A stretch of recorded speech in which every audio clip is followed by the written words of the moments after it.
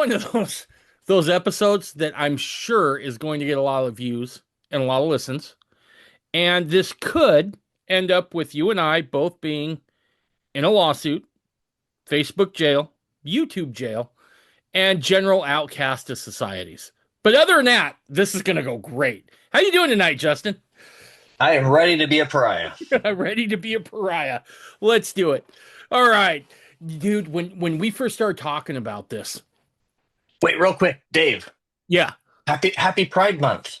dude, I didn't do that because I wasn't going to do that to you, right? I thought about it, and then I was like, well, he's not going to do that to me. I can't do that to him. And like a brother should, you beat me to it. I second guessed myself. That's my fault. Folks, this is a lesson. You never ignore the promptings of the spirit. You always go first. Let's go Well first. played, sir. Well Actually, I played. like to call it Beware of Pride Month. Honestly, I think it's kind of great, right? I think we need to come up with five more deadly sins, and we can have one to focus on every month. Um, Yes. Yes. it's a great call to repentance. Yeah. Because we wouldn't want to devote a whole month of celebration to like, I don't know, the troops. Um, you know, anybody else worthwhile. Really, victimhood's where it's at, Justin. That's been our Right. problem. We haven't played the victim enough as Mormons. I think we should really look into this. I think we're missing out on a few things. I think I think there's something to be had. We So need a Mormons were persecuted month. I know. We need a Mormon month. That's all I'm saying, and not like hardcore Mormon month, like you and me kind of Mormon month, right? So, hmm hmm so, I could see it already. It'll be oh yeah. great. All the companies will put, the Deseret flag and stuff on their logos. Oh no, you silly man. Don't you know alternative lifestyles are fine if you're on the left side of the spectrum politically, then it's good. But guys like you and I, no, that's not for us, my man. So, man, as we were talking about this last night, I was like, I'll be honest, there's certain episodes that I don't want to do, right? But need to be done. And this is one of those. And as we approach this, we're gonna do it like we always do it, and I'm sure there'll be some humor along the way. But this is pretty serious stuff, right? So, Justin, what'd you find, man? Well, I've just been trying to keep up with the culture, right? And there's a lot of things going bad. But then there's some positive stuff as well, honestly. So, but I think it's time to really look at some of these things and address them. And what I'm specifically talking about here is, um, well, pride, LGBTQIA plus, all that stuff. Because the culture on this, even within the church, has shifted an immense amount since the proclamation of the family came out. I'll be honest. So I was still in the church when the proclamation of the family came out. And I was like at first really, really excited because I'm like, finally, we've got some new revelation, something new official coming. I mean, my whole life I've been waiting for You were something good to waiting. come from the You church you were waiting for the call to go back to Missouri, right? I mean, I think as priesthood holders, we all or were. something. We The sealed always portion coming out, maybe. something. Something. And then the proclamation, and I'll be honest, at the time, I'm just like, what is this? What is this? I mean, it wasn't bad. It was just like so in Duh. your face obvious. Duh. I'm just like, okay. I'll be honest. I'll hand it to those men. Dude, I gotta give it The to them. guys whose signatures are on the proclamation to the family. That was inspired revelation. And it's Absolutely. insane that it's not canonized in the scripture. Absolutely. It's funny because that came out when the year I joined the church. I joined the church in 95. That came out, I think, late 95, early 96, right? And I remember I hmm had a couple of buddies like, why did you become a Mormon? And I'm like, continuing revelation, bro. And they're like, well, what do you got? I'm like, well, all this stuff in the Doctrine and Covenants. They're like, yeah, that's from the 1800s. Like right now, what do you got? And I'm like, well, they just released this, right? And there was a proclamation. And everybody was like, well, yeah, but I don't know if you can call that revelation. That's a no-brainer, right? I mean, look, we knew there were gay people out there, right? And we didn't Oh yeah. necessarily have a problem with it, right? We're just like, whatever, you do you, not my thing, you do you. But we never saw coming what has happened recently, right? In my young Yeah. 17-year-old self, I was like, well, this is a no-brainer. Of course, there will always be outliers, and we need to, make sure that our position is fortified. But the interesting thing is I'm like you. I kept waiting for that bad boy to be canonized, right? I'm not sure that you can't like if you're using just the definition of what scripture is, I think that meets the qualifications, right? I mean, it I deserves. mean, it was signed by the quorum and the first presidency. They all signed it. I mean, if Yes. that's not, I mean, other than the need to present it to the church to be accepted, what else is there? Yeah, yeah, no. And I've always said if we wanted to put this debate to rest in the LDS Church, super simple. Canonize that proclamation. Done. No more, right? We see what kind of effect that can have. Look, most devout Mormons in the LDS Church, they still think that plural marriage, whether they like it or not, is is doctrinal, right? Because it's in the book, right? We could do the same thing could be done with the proclamation. And in my estimation, the only thing that's missing is the political will to get it done, right? I mean, all the trappings are there. Right. I think it's pretty telling that it hasn't been done. That thing is what now? 95. That thing is 30 years old this year. And And it's the most relevant, is probably the most relevant thing that's ever come out of the modern church. absolutely. And it's still just languishing in this in-between area, right? Once Right. again, I'm like, okay, if the church isn't going to use it, can we have that? Because I think that's kind of cool, right? Like It kind of actually, you know what? We ought to do a fundamentalist family proclamation to the world. we. That that would be money. All Oh right, so everybody send your submissions to Dave. no! Let's do an official fundamentalist family proclamation. With that one statement, you have single-handedly destroyed my email. Like I'm gonna have I'm to go in sorry. there tonight and clean that bad boy out because I won't If have you need room. to cut that, you can cut it.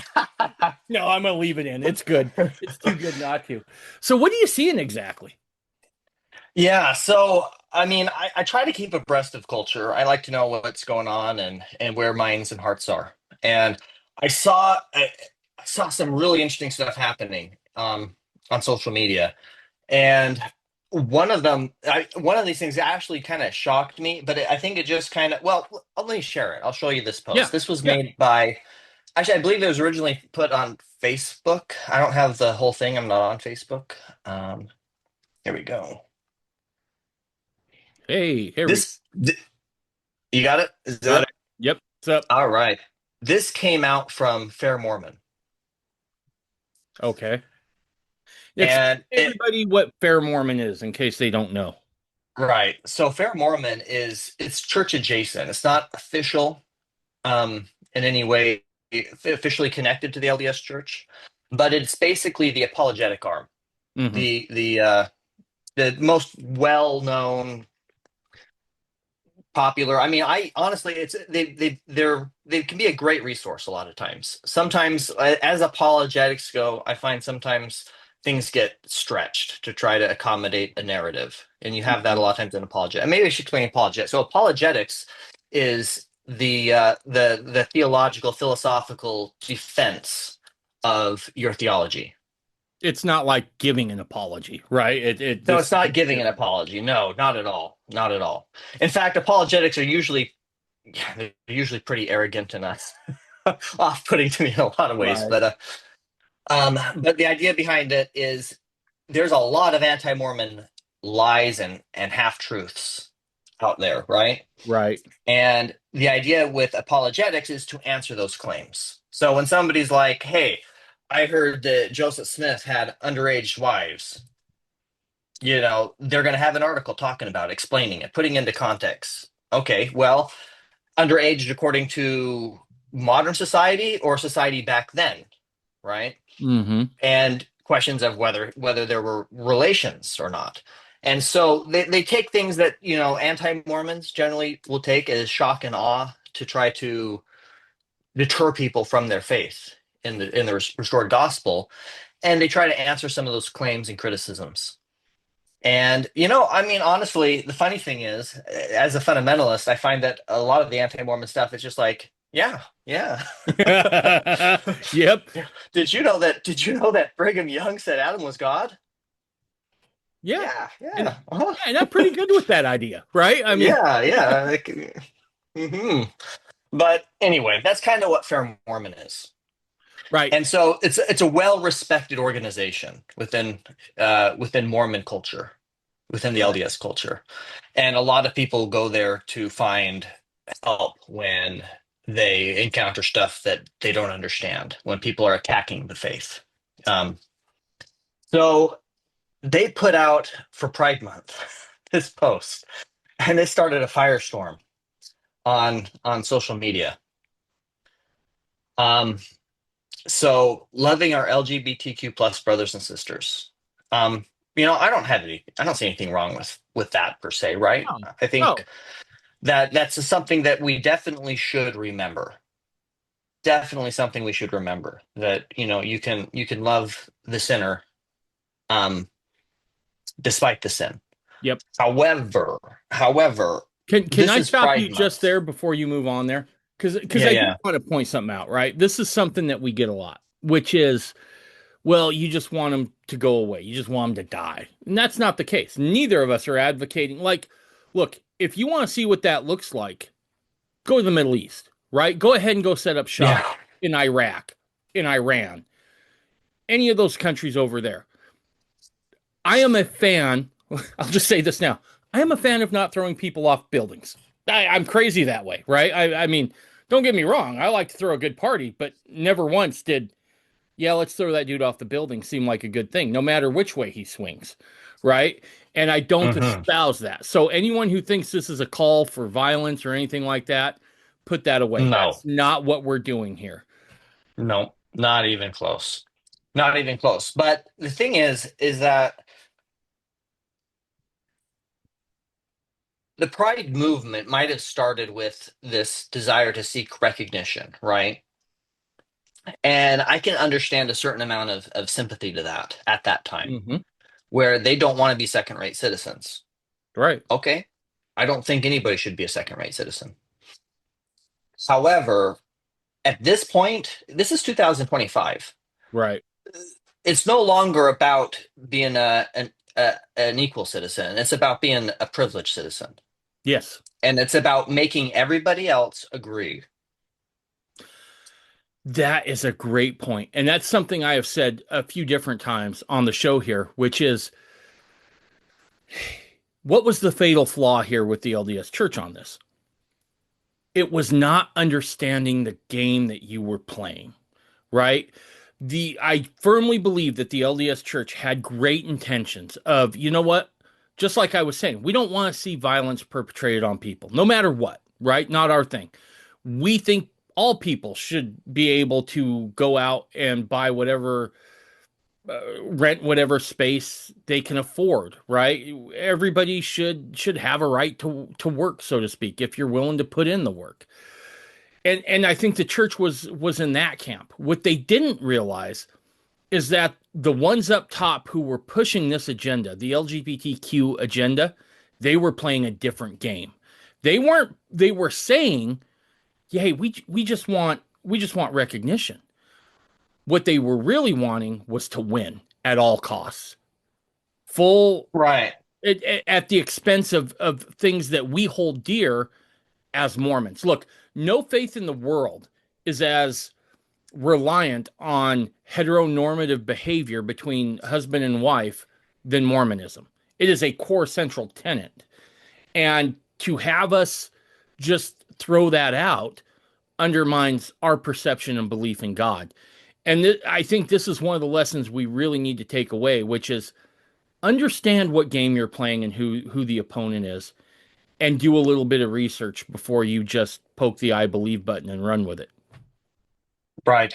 And let's be honest here too, though, right? Like I agree with you there. However, if I show up in full MAGA garb at a Starbucks looking for a job, I'm not getting that. Check, I'm check. not getting that job. Why? Why? They would be bad to their brand. It would Right. offend their customers. I understand that actually. I'm okay with that even. Sure. And so, yeah, I think that everybody deserves to have a place to have work, but that doesn't mean you have a right to work in any place and position I that you agree. so desire, or to live in any place and position that you desire. I mean, man, I remember being a college student, and I would not want college students living next door to me if I lived in a duplex. Right. I wouldn't, right? Yeah. And if my landlord was putting them there, me and anybody else with a family in that neighborhood's Right. going to want to move. Yeah. And No. so I think it's reasonable to understand that discrimination is a natural thing, and it's not necessarily a bad thing, Right. right? This is how we learned: don't eat that plant, do eat that plant. This Right. plant makes you, this Right. plant fills your tummy, this plant gives you the runs. Right. Check. And so discrimination is an important characteristic, and judgment of that kind. We just don't want to judge unrighteously. And I Right. think that's up to individuals to decide, not to the state. I agree. And so I'm not a fan of state sponsored, guaranteed, Me neither. rights like that anyways. And personally, as fundamentalist history shows, fundamentalists aren't, we don't get those perks. No, no, no, no. We In we fact, even to this day, right? I know people who've lost jobs over over their religious positions in right. fundamentalism. And that's tragic, right? But do you want to live in a world where the government's policing that, though? Is either, though? Absolutely not. And look, I wasn't espousing government No, gay I know. But rights. that was the church's thing, is Right. that sounds charitable. That sounds nice. I'm not even there though, personally. Right. I'm still like, eh.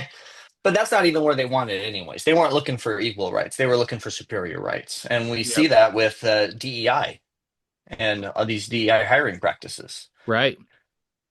And yeah, so with that, I mean, with the context of Pride, it being Pride Month, a post like this is just kind of, in my opinion, a little bit in poor taste. Sure. Yep. Now, they list the church's official stance on this, right? So the church does not take a position on the cause of same-sex attraction. Okay, sure. I mean, it's not, we don't have a theological basis to make a determination like that, right? It's not like the Right. scriptures. We're not that. This isn't an Emmenhar record. No. Yeah, let's not revisit that. That was rough. Let's not revisit that. Yeah, but we don't have any theological grounds to say where this comes from, other than well, Satan's the father of all lies and sin. So Right. outside of that, um, feelings of same-sex attraction are not a sin. That statement I find a little bit. I understand what can be meant from that, but it can mean a lot. It can look like it's saying a lot of different things, right? Right. Because I mean, could you imagine if we replace same-sex attraction there with lusting Right. to another man's wife, to take another man's wife by force, feelings of desiring to take another man's wife by force is not a sin, Yeah. is it? Yeah. Yeah. Yeah. I Is mean, look, it?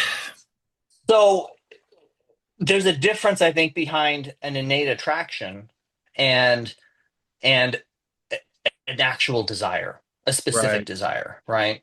Right. And those specific desires, whether or not it's a sin, they're not healthy, right? And they shouldn't be entertained. And it doesn't say anything about that here, though, right? There's nothing here saying like, but to dwell on it, to fantasize about it, to That's a that you can't different take that thing. too far. Yeah, that is a different thing. And the other thing I'll say this. There was a man once in the LDS church who told me, and he said, that upon which you fix your eyes is what you will come to desire. Right. And look, as normal heterosexual men, we can appreciate a good looking woman. We make sure not to dwell on it though, right? You put that away as quickly as it comes.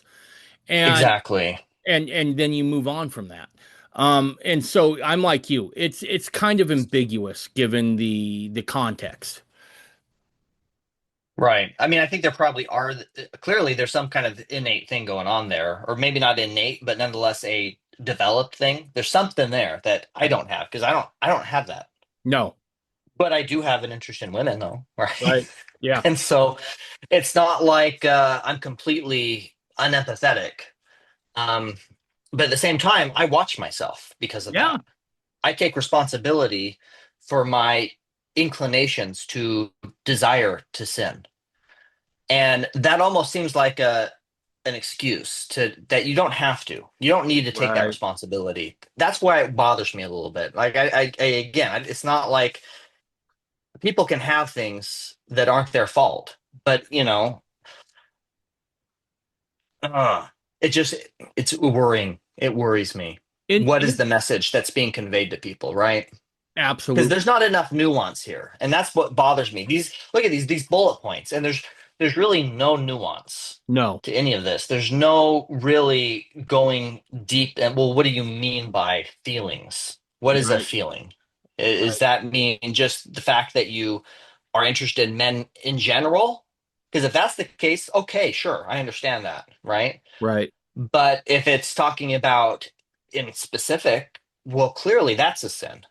Mm-hmm. Just like it would be for me to specifically see a woman and say, I want to lust after her. Right. No, that's That's Christ, yeah, the higher law. That's committing adultery in your heart. absolutely. And that's where I was going next, right? Is there's that whole thing about not lusting. And so are they talking about lusting? Are they talking about somebody just noticing somebody else? Where's it at? There's no nuance here to this. And to put this forward, and I want to say this, timing is everything, right? Had this been done Hmm. in the month of September, we're probably not batting much of an eye at it, right? But Wait, isn't September Gay History Month? I don't know. Oh, I hope not. It's my birth month. Um, anyway, um, no, no, yeah, I just, again, timing is everything, right? And look, if it has the appearance of celebrating Pride Month with every other organization out there, right? Every other business Hmm. or nonprofit. Right. And it's that last quote specifically here that really, to me, is the most off-putting. It says, Mm. those who experience same-sex attraction or identify as gay can fully participate in the church or identify as gay. That's weird, isn't it? Isn't that strange? I, Because, I like the same-sex attraction terminology because you're just stating a fact. right, I'm an opposite sex attracted person. Some people are same right, sex attracted. You're just stating a fact, right? But I don't say that, I don't call myself a whoremonger. I don't no, identify as a whoremonger, but there's definitely an inclination in there, right? right, There's certainly a darkness within me that without the gospel would lead me to desires that would go to a place like that. But I don't call myself that. right, And generally speaking, again, the language is so ambiguous here, right? But generally absolutely. speaking, if somebody says that they are gay, it kind of in all the world that I know, and maybe things are different in Utah, but in all the world I know, people who say I'm gay, it means that they have sexual relations with men or with with women with women or men with men. It's not an issue of just attraction. By saying you're gay is kind of saying that you actually act on and engage in that kind of stuff. Yeah, no, that's a good point. The other thing that I was looking at there with that, because my eyes went to that too when I saw that earlier this week. If you are attracted to the same sex, right? And here I think you can say you at least have those inclinations, right? But to identify it that way, right?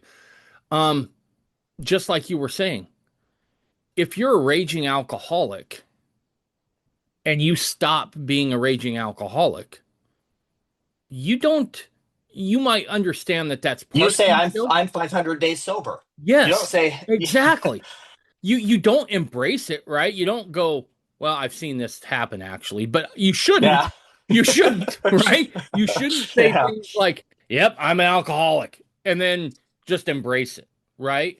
And look, as believers in the restored gospel, there's not a lot of ways that that lifestyle can fit inside of the restored gospel. It seems to wreck that plan to a certain extent, right?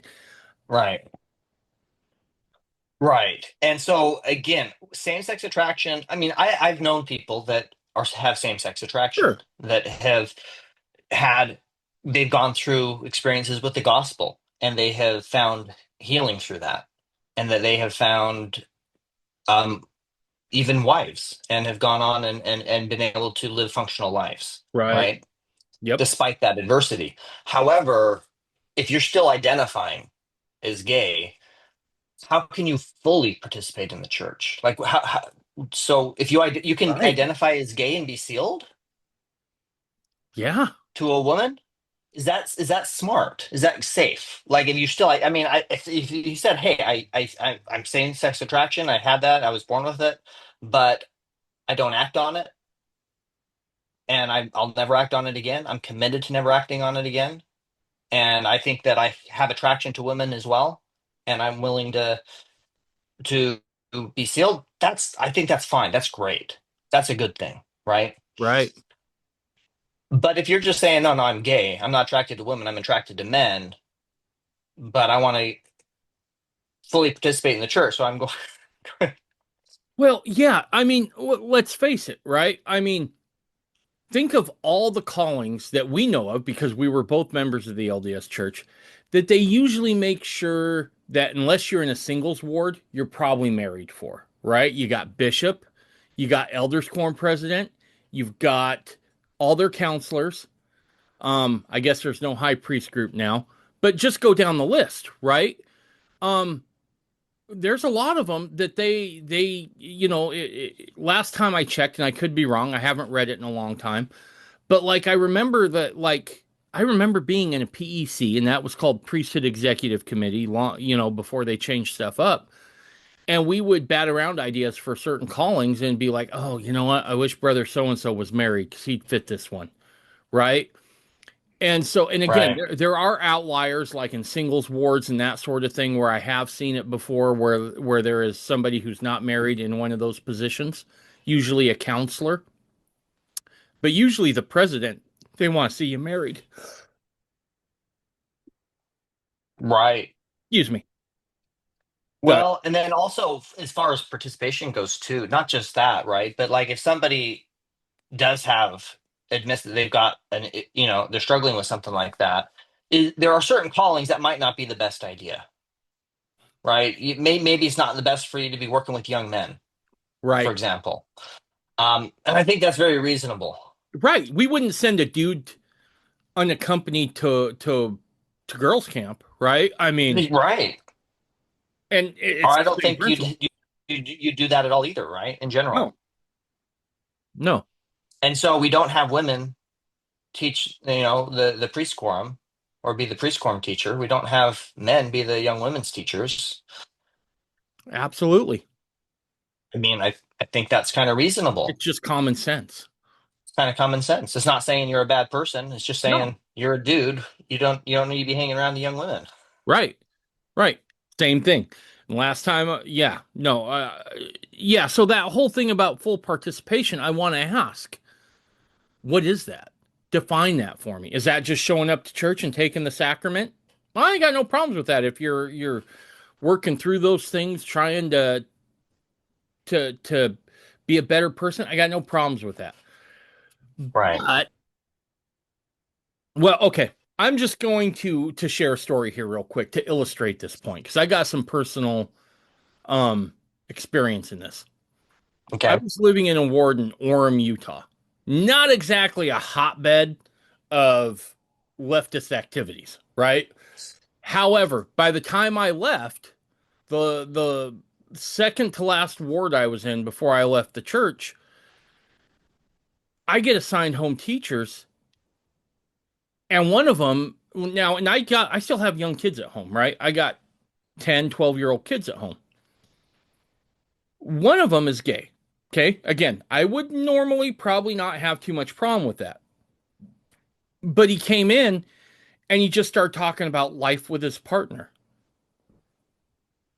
Mm. And I was like, what the hell? No, no, uh-uh. And I dismissed the kids and I politely asked them to leave. And that Sunday I went to church and the bishop kind of got a little huffy because this got back to him. And I said, you know what? Let's go talk in your office. And we went in there and I said, look, I got 10 and 12-year-old kids at home. And all this is going to do is confuse them. Now, what you're allowing this gentleman to do, I have no problems with. And I have no problems with or I shouldn't say that. What you're allowing him to do, that's between you and him. I would personally take exception with a few things, right? If he's going to church at the same time he is actively living with another man and you've given him a calling, well, yeah, I do kind of have an issue with that because he is, I would have that same problem if it was a man shacking up with a woman and he wanted to put that forward. That's not what we do. We get married first, right? And I tried to lay this whole Right. thing out that hey, just switch the roles up and just say it's a heterosexual man just living with a woman or a man living with two wives. Are you still going to let him be a home teacher, take the sacrament, do all those things? Well, no. Well, why not? Well, because, and then he got real quiet and real uncomfortable, right? But this is what we're up against, right? And And it's this ambiguous messaging like this, right? That yes, kind of sets that. Because what does it mean? If you identify as gay, you can fully participate in the church. But does that mean you can be actively living a homosexual lifestyle it and did in fully this ward. participate in the church? It did in this ward, right? So now I have a conflict, right? And I want to give voice to this because I get a lot of emails, right? And I haven't had a chance to give voice to this. If you're someone from the LDS Church who happens to be listening in a high position, you may want to listen to what I'm saying because I'm hearing from your members on this. They are confused and they are nervous and they don't know what's going on because you can't get your messaging together enough to let them know where it is. Now, being on the outside looking in, I understand what you're doing. You're playing the long game to see who's going to come out on top, and that's where you're going to throw your weight. But my advice to you, whoever you are, who happens to be listening up top, and I'm sorry, I'm going to get a little spicy here. You need to grow a pair, become men, and draw a hard line about where this falls. Because right now, your congregants are suffering, and I hear about it, and I don't mind hearing about it. But understand, you are slowly putting yourself in a place where the people who make the church function, they will leave. And if you I don't want to see a world without the LDS church in it. I still think they're a net positive. But but you are on dangerous ground flirting with things that quite frankly are going to come back to bite you. I don't care how much you love the rattlesnake. Go ahead and press it to your chest and see what happens. You might think you're going in for a hug, you're going to get bit. And mark my words, you keep going down this road, and that's exactly where you're going to be. Yeah, I'm going to share another slide here because Yeah. this actually, I want to share some responses, and I've kind of censored out some names. It's social media, it's all public anyways, but so I just wanted to, I felt it'd be better to censor out some of the names of some of these comments. But I just wanted to go over them because this is the response that that just to that FAIR Mormon post that we get. What started the firestorm was this account. I guess it was public. This is the one that brought everybody's attention. Was this Kruger Chronicle account on Twitter and said, "Hey, you want LDS FAIR wants you to know it's Pride Month. May we suggest reading the Family Proclamation?" Which, yeah, Mhm. right. Why not? Why not Yeah. share the Family Proclamation for Yeah. Pride Month? Yeah. And so we look at some of these responses, and below that, somebody says, "No, they want you to. They want it says no. They want you to know the church's stance on things while others celebrate Pride. Is that wrong?" And Hmm. then this debate, somebody else jumps in and says, no mention of the family proc. And that person responds, this is a debate going back and forth now. Quoting the prophets and scriptures is not enough for you. But again, it's Hmm. ambiguous. I Right. think it's not enough. I absolutely think that's not enough. Of course, that's not enough. And so this person responds, quoting some of the prophets and scriptures over others is fair Mm, point. yep. He says, tell me specifically what they said you disagree with. Fair starts off with an acknowledgement of Pride Month and uses LGBTQ dog whistles like affirm. The ways you can love section is extremely weak, makes no mention of affirming the doctrine of eternal marriage. The person, it goes on and says, they'll learn and understand their perspective leads to Charlie Bird firesides. No mention of family proc, by the way. The question is, what does it leave out? Hmm. And they came back again arguing, saying, so they haven't said anything incorrect, undoctrinal, or against the gospel. You're just mad they didn't address it how you wanted them to? Okay. And they responded, yes, that's correct. I expect opposition to Pride Month to be more substantive and straightforward rather than promoting a love and listen framework that leads to the problems and confusion we've seen over the last few years. That's exactly what we just talked about, right? Absolutely. This is where most, I don't know if it's most anymore. I need to stop using that word.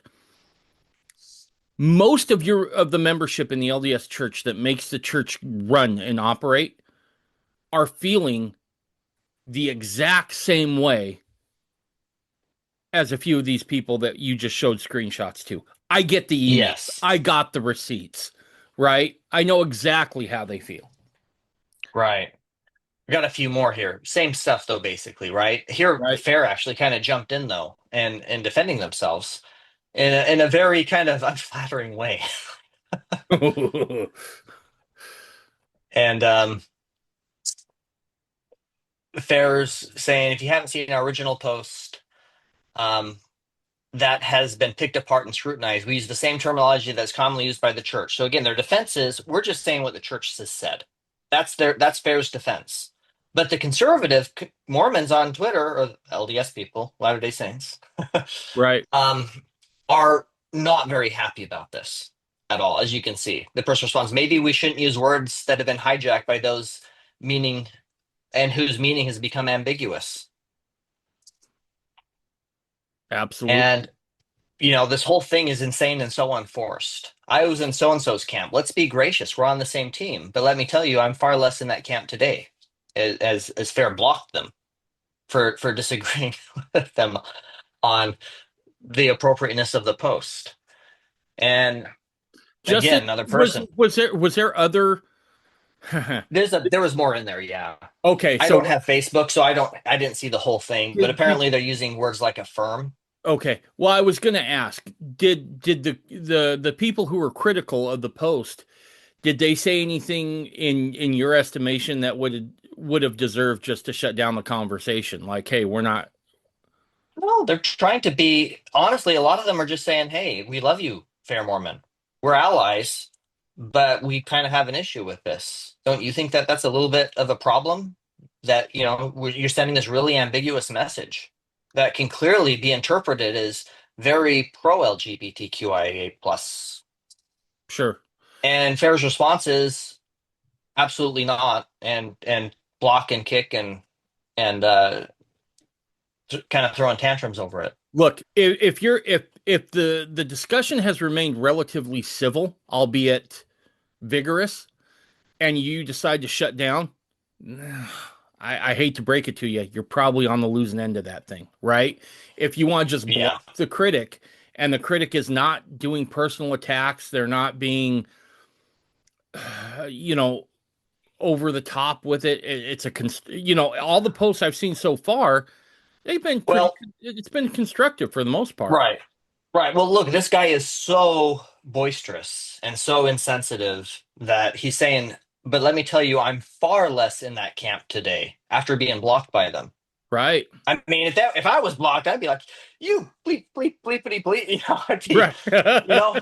Yep. So, I mean, even having been blocked, this person's still showing restraint, an Yeah. immense amount of restraint, in my opinion. Yep.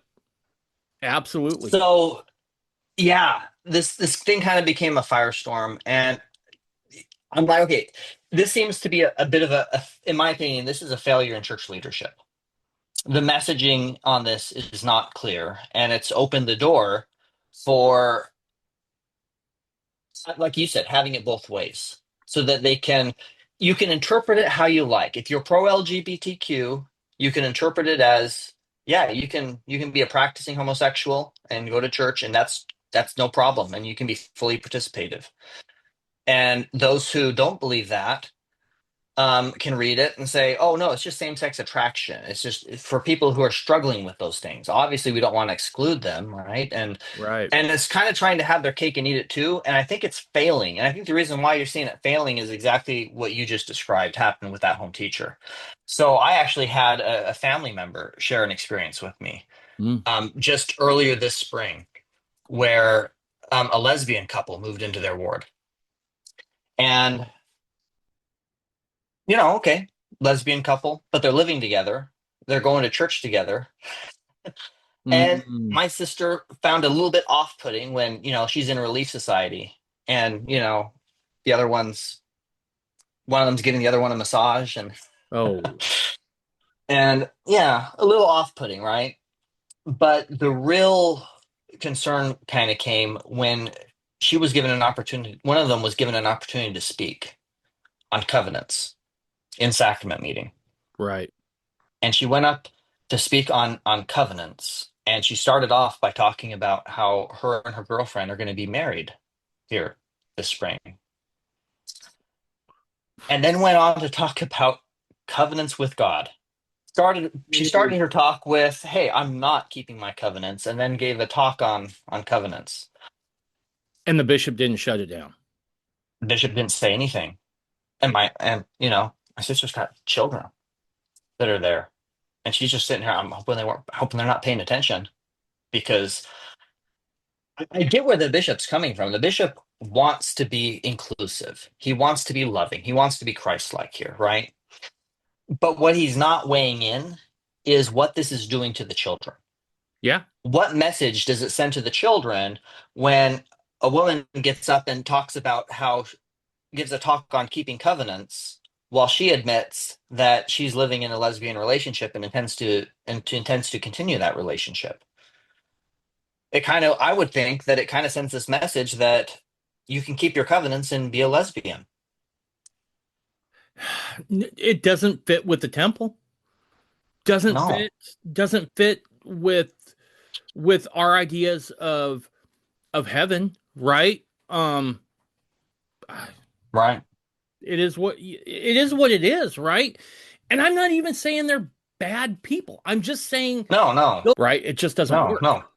There's got to be a a place at which we understand and even have a mutual respect, right? We're not looking to deny your humanity. We're just saying this is what we believe. Don't encroach upon that. Don't co-opt it for your own use. Go start your own church if that's what you want. If you think that's good. There's plenty of them.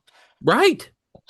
Right. Even some There Mormon are plenty of them. offshoots, right? I mean, you still want the Book of Mormon? There's some out there, right? But Yeah, this is and it's even hard for me to blame FAIR Mormon all that much, right? Because this is essentially for look, I've had people from FAIR Mormon on here who I really liked, and I think they do some good work. But they're no longer farms, right? You remember farms, right? oh That yeah, was that one was had some that chops was in it. academic, and yeah. That one went for it. This is the I don't even want to say it's an offshoot. If I'm not mistaken, I believe I could be wrong. I need to double check this, but I do believe that they were the group that came behind farms, right? Farms got dismantled, Fair steps in and takes its place. And Right. Wasn't Farms part of BYU? they were. Yep, they So were. it was actually an official apologetic arm of the church in a Yes, sense. yes. This is more unofficial, but there's no doubt I can see why they're confused, right? What are we going to put on here? Well, we don't know. I mean, can you make heads or tails out of this? Well, I don't know. My parents taught me if you can't say anything not pro Right. pride, don't say anything at all. Yeah, no, I agree. I kind of agree. It's very unforced. It's Yeah, not like, but nonetheless, I do. Yeah, when the church's messaging is so unclear. So the last one is I just want to compare and contrast. A couple quotes here. So on the left, we've got Dallin H. Oaks. that's Boyd K. Packer, bro. On the right, on the left is a quote from Dallin. There's two quotes Oh, there. sorry. I want to I compare and thought, contrast these my bad. quotes. Okay. So on the left, it says, while we must practice tolerance and respect for others and their beliefs, we are not required to respect and tolerate wrong behavior. Correct. Okay. Sounds nice. It sounds nice. Is it correct? I think there's a lot of ambiguity there. Okay. We must practice tolerance and respect for others, yes, and their beliefs. No. Well, no, no. No, I no. think I think I there's Sharia law, yeah, no. I yeah, no. don't I have to. I don't have have to to, respect that. and can I say this too? This too it bugs me. If you are so comfortable with who you are and what your lifestyle is, why do you need my approval? Why do you need a church's Yeah, approval? Right? What what is it you're aiming for? I don't think it's about approval. Again, I think it's about at some point the goal is everyone will bow the knee to this ideology. That's what this is. This is a I would like to say it's not, but I firmly believe this is an all or nothing kind of thing with the higher ups right. of these organizations right now. But I think this exactly right here is the key slip. Yeah, The bottom part is exactly correct. We're not required to respect or tolerate wrong behavior. Absolutely true. But saying we have to tolerate and respect beliefs, I think that idea is what has opened the door to all of this coming in. It's the genie out of the bottle thing here, and it's why things are now so ambiguous and why it's so confusing. Compare that to Boyd K. Packer, what he had to say. He says, several publications are now being circulated about the church which defend and promote gay or lesbian conduct. They wrest the scriptures attempting to prove that these impulses are inborn, cannot be overcome, and should not be resisted, and therefore such conduct has a morality of its own. They quote scriptures to justify perverted acts between consenting adults. That same logic would justify incest or the molesting of little children of either gender. That's from Boyd K. Packer. And I would ask, is Boyd K. Packer respecting that belief? no, No. No, no, he's he's not. letting you have it. Yeah. He's saying this belief is incorrect. You can't just rest the script. Not all beliefs are equal. We are all children of God. And you can have respect for somebody who believes an incorrect belief. You can still respect somebody like that, right? Like Right, me and my dad have different political leanings, but I still respect him as my father, right, even though I don't respect some of his political takes and some of his political beliefs. But I can still respect him. But this absolutely. idea that you have to tolerate and respect the beliefs. So that's why. So when the woman comes up in sacrament and says, me and my lesbian girlfriend are getting married this spring, and as a talk in church, why doesn't the bishop do anything? Because that's her belief. It's Right, her belief. And he's being told that yeah, he has to tolerate and respect that. right. And you don't, right? You can step up there and say something.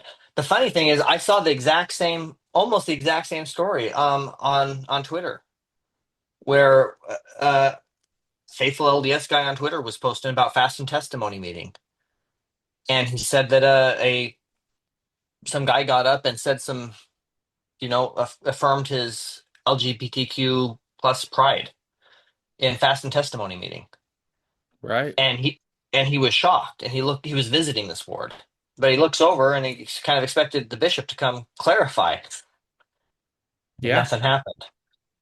And well, we can talk.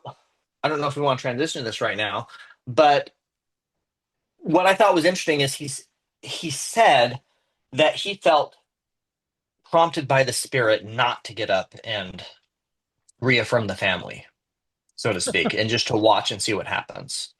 And he says nothing, nobody ever came up and challenged it at all. Really? And he was saying he was kind of disappointed in that. And just where are the men? Well, that's a good point, right? Where are the men? Because right now, I can't find them. Well, I shouldn't say that. That's probably too harsh. Can't I find many of them. right, right. I think we better get used to being very uncomfortable in some excuse me. I think we better get real comfortable with being uncomfortable because the times are coming that I don't think we're going to just be able to kind of, walk this back, so to speak. And just lay low. I think those days are over, Justin. And I think now it is incumbent upon us that we've got to stand up like we've never stood up before. Because I don't think it is an overstatement to say that the West as we've known it, not just the West of the United States or even the West of the globe, but kind of what everything's been built on to this point that was good is being attacked quickly. And power abhors a vacuum, and something will step in to fill that vacuum. And if we want to say it this, we've got to get comfortable with being uncomfortable and saying things that are true that may be uncomfortable for other people to hear. Hey, I think you're right. Um, in fact, there's some scriptures on this topic that I kind of wanted to delve into, if you don't mind. I know this isn't Yeah, a talk, but I don't know. I like sharing scriptures. absolutely. And because I think that the scriptures can provide context. And so the question, here's really the question is what should we do about this? Should we affirm? No, Should we create safe spaces for absolutely. LGBTQI plus? No. I mean, I think we should create safe places. What is a safe place, though? Do Well, we really understand what let's it is that define these people are safety. saying? Right. Let's define safety, right? Safety is you're probably not going to get beat up or shot or any of those other things. If you're looking for a place where your ideas can't be challenged, I have a problem with that. I think all ideas deserve to be challenged, right? Look, you and I just got off a class where we talked about, you know what? Sometimes there's a blessing within a faith crisis if you stick it out because you get the truth through it, right? And Mm. so, this idea that there's a safe space, and again, not bodily safety, a safety where you can just spout your ideas with no pushback. I abhor that kind of safe space. That is a place that offers no growth, that leaves you in the same horrible condition that you were found. Have you ever grown Oh, without some sort of discomfort, Justin? never, never. And here's the thing, right? The scriptures teach us that wickedness never was happiness. Right? The people who are suffering under these sins aren't going to find safety while they're holding on to those sins because those sins are what's harming them. Right? Those behaviors are what's harming them. And if we want to have compassion, if we want to have real compassion, we need to be honest. Yeah. If you want to be compassionate to your friend or family that are struggling with this, you can be compassionate and honest at the same time. Those aren't Absolutely. mutually exclusive. Absolutely. Just the same way, if any of my children turn out to struggle with this, I would talk to them honestly about it because that's the safe space. The safe Absolutely. space for them is you don't let babies play with knives either. Right. Why?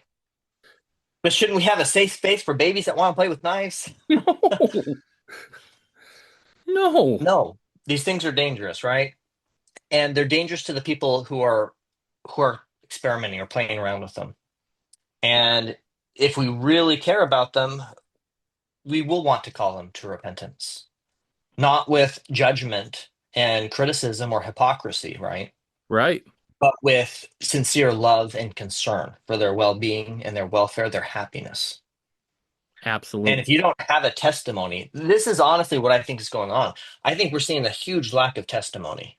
I think so. Because if you actually have a testimony that the wages of sin are death, that's the consequence, is spiritual death, that's a terrible thing to happen to somebody. I am pro-life. That means I'm against abortion, but that means I'm also against people killing themselves spiritually through Absolutely. whatever means, through alcoholism, through adultery, or through these pride related sins. These things all destroy lives. They destroy people. They're destroying sons and daughters of God. And how are we going to help these people if we're too busy affirming them? You know, this is where I feel like sometimes a good analogy is at play here, right? Needs to be used. If I go to the doctor and I got cancer, I want the doctor to be like, "Bro, you got cancer and it's going to suck. And you're going to have to go through a whole bunch of stuff to get better, but we can make you better, but it's going to suck for a while." That's the doctor I want. The doctor I don't want is the one where I walk in, I got cancer, and he goes, "Gosh, I don't know if I want to give him these results. This is going to ruin his day. Probably going to ruin his month." Is that helpful? Right? Look, sometimes you need a physician to give you the tough news so you can know what to do next to get healthy. And I'm sorry, in my ideology, I don't think you can be totally spiritually healthy living in that lifestyle. There's just no way around it. Yeah. So this is a little personal, and I'm not going to go into all the details, but I always believed that I had a good marriage. I always believed that my marriage was just fantastic. Me and my wife, we almost never fought. And I thought, this is something good. Got this down. Got this marriage thing down. Mm-hmm. And then one day I asked the Lord to show me my weaknesses. And I saw things about my behavior in my marriage that made me deeply ashamed. Mm. These aren't gross things. I'm not committing adultery on the side. These would seem like small things, but for me they were very, very cutting because these were my idols. These were my weaknesses that I had hidden and Right. buried and I was ignoring them. And the Lord showed me very clearly and pointed out, there's this, look at that, look at that, look at that, look at that, look at that. And I was like, stop, please. Never Right. mind. I don't want to hear it after all. It was awful. It was one of the most awful experiences in my life Mm-hmm. because that was a sacred cow to me that I had a good marriage, that I was a good husband, and that I Right. had built this fantastic marriage. And then the Lord showed me how far I am from the ideal, how Right. far I am from my own desires for an ideal. And that gap hurt. It Yeah. hurt. But I'm glad I experienced it. And I have yet to get this figured out, but I am working on it, right? Right. And I am much happier, actually happier, knowing that, hey, I'm not there yet, but at least I know that I've got work to do than I Right. was when I thought that everything was totally okay and that there were no problems, that I had a perfect marriage. I'm the perfect husband. And Absolutely. so, yeah, so I'm not being hypocritical when I say this. I've experienced my own chastisements before the Lord and had been called to the floor on my own desire to hide my own sins, the Right. things that I was doing and that I do still sometimes that aren't ideal. And I, I want to do better because I want to have an eternal marriage. I want to have an eternal family. I want to return with all of my children and my wife Right. back to God. And how can I do that if I'm being dragged down by something that's actually creating separation there? If there's something there, I want to know. I'd rather know about it, even if it hurts. And Absolutely. I'd much more respect somebody who would call me on that kind of thing than I would that somebody who'd be like, ah, that's not a big deal. Don't worry about it. Well, Right. I don't know where you're at, but for me, that is a big deal. Yeah. Yeah. And I respect that more myself. So I'm not being hypocritical when I'm saying, hey, if we care about our brothers and sisters that are struggling with this, we need to be honest about it. So, but with that, right, do we have an obligation or duty to be involved in this at all? Right. Or just protect your own family, make sure that they're safe? We shouldn't be on Twitter talking about this. There's no point in you're just stirring the pot, you're creating contention, maybe, right? I've seen some arguments along these lines. And so I wanted to share some scriptures. The first quote here is out of Mosiah in the Book of Mormon, Mosiah chapter 29. And this is in reference to basically the shift of the Nephite government from a monarchy to this kind of reign of judges, Right. right? Yep. And so what we've got is, shoot, I've got multiple markings in here. I think this is the one I'm sharing. Okay. So King Mosiah is explaining what's going on here. And he says, for behold, I say unto you, the sins of many people have been caused by the iniquities of their kings. Therefore, their iniquities are answered upon the heads of their kings. So he's saying under a monarchy, you know, if the people are doing wrong stuff, that's kind of Right. on the king. There's a delegated kind of responsibility there. Right. And now I desire that this inequality should be no more in this land, especially among my people. But I desire that that this land be a land of liberty, and every man may enjoy his rights and privileges alike, so long as the Lord sees fit that we may live and inherit the land, yea, even as long as any of our posterity remains upon the face of this land. So Mosiah is saying, hey, I think that that's not an ideal situation. I think that people should have individual accountability rather than this Right. delegated kingly responsibility. And many more things did Mosiah write unto them, unfolding unto them all the trials and troubles of a righteous king, yea, all the travails of soul for their people, and also the murmurings of the people and the king. And he explained it all unto them. And he told them that these things ought not to be, but that the burden should come upon all the people, that every man might bear his part. Hmm. So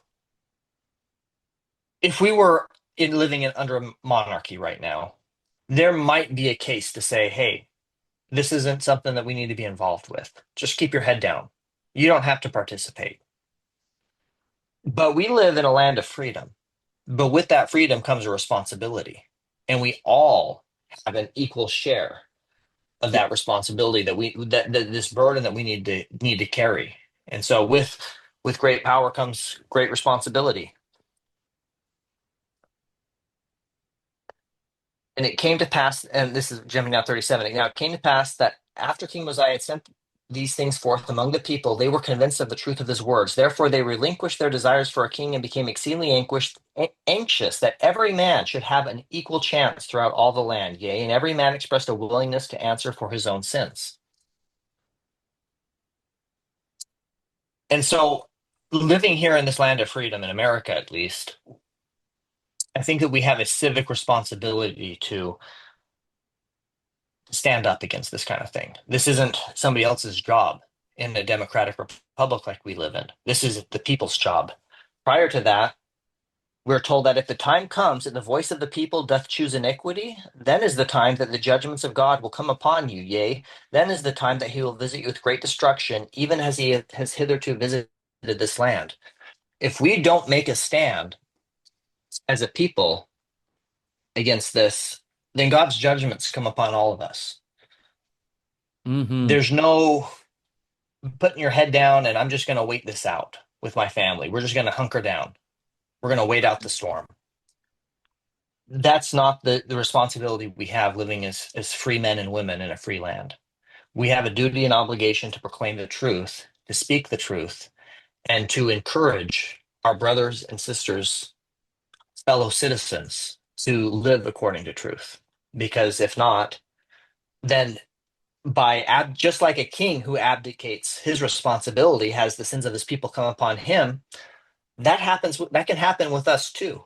Earlier in the Book of Mormon, we have Jacob talking about this, how he diligently taught his people so that this blood and sins of them would come upon him and stain his own garments. Right. At the very least, if not as citizens, as priesthood holders, we men have an obligation to God to stand for what's right and true. That Absolutely. doesn't mean that we have to. And so, what does that mean? Well, you mean as far as what it looks like in practical application? Yeah, I think it's you stand your ground, right? You don't, if you have a conviction that something is either right or wrong, you don't sit down on that, right? That's not that's not our role, right? And this ties in with that parable of the salt with the savior, right? Or the light on the hill, right? We are not meant to just be quiet, keep your head down, don't say anything, be still. No, the commission is you're change agents within the society. If you're picking up discipleship, understand that comes with a responsibility to let that light shine, to be that city on the hill. Otherwise, you're good for nothing. That's not my words, that's the Savior's, right? Salt is a preservative, it also enhances flavor. If we're not doing those things, we're not being disciples. I think it right. is that simple. I think it is that clear cut. And that's not my line. That's the Savior's line that he draws in the New Testament as well as the Book of Mormon and 3rd Nephi. Well, you're not saying we need to get up in these people's faces and get signs and protest in front of their houses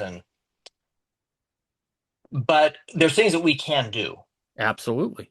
For example, if you're in fast and testimony meeting, you can get up and bear your testimony about eternal family and the Absolutely. importance of the eternal nature of our sex and those roles and those responsibilities that come with them, and how beautiful that is that we're made in the image of God as man and woman, which means we don't have we don't have a heavenly father and a heavenly other father. Right. Right. Right. Right. No, no, it's a heavenly mother and a heavenly father. Right. And these things are important for our eternal destiny. It depends on these things. Right. And so we don't have to be aggressive with people. We don't have to get in their face. You don't even have to run for school board, but you can speak out in defense of your truth, of God's truth, of the Yep. truth of the restoration. And if that conflicts with somebody else's, their personal truth, and that offends them, pray for them. Absolutely. But better to speak the truth and pray for them than to lie and to let that thing and to let that continue within their own lives, let alone permeate into the culture. So another kind of concern about this is you might think that, well, it's a losing game.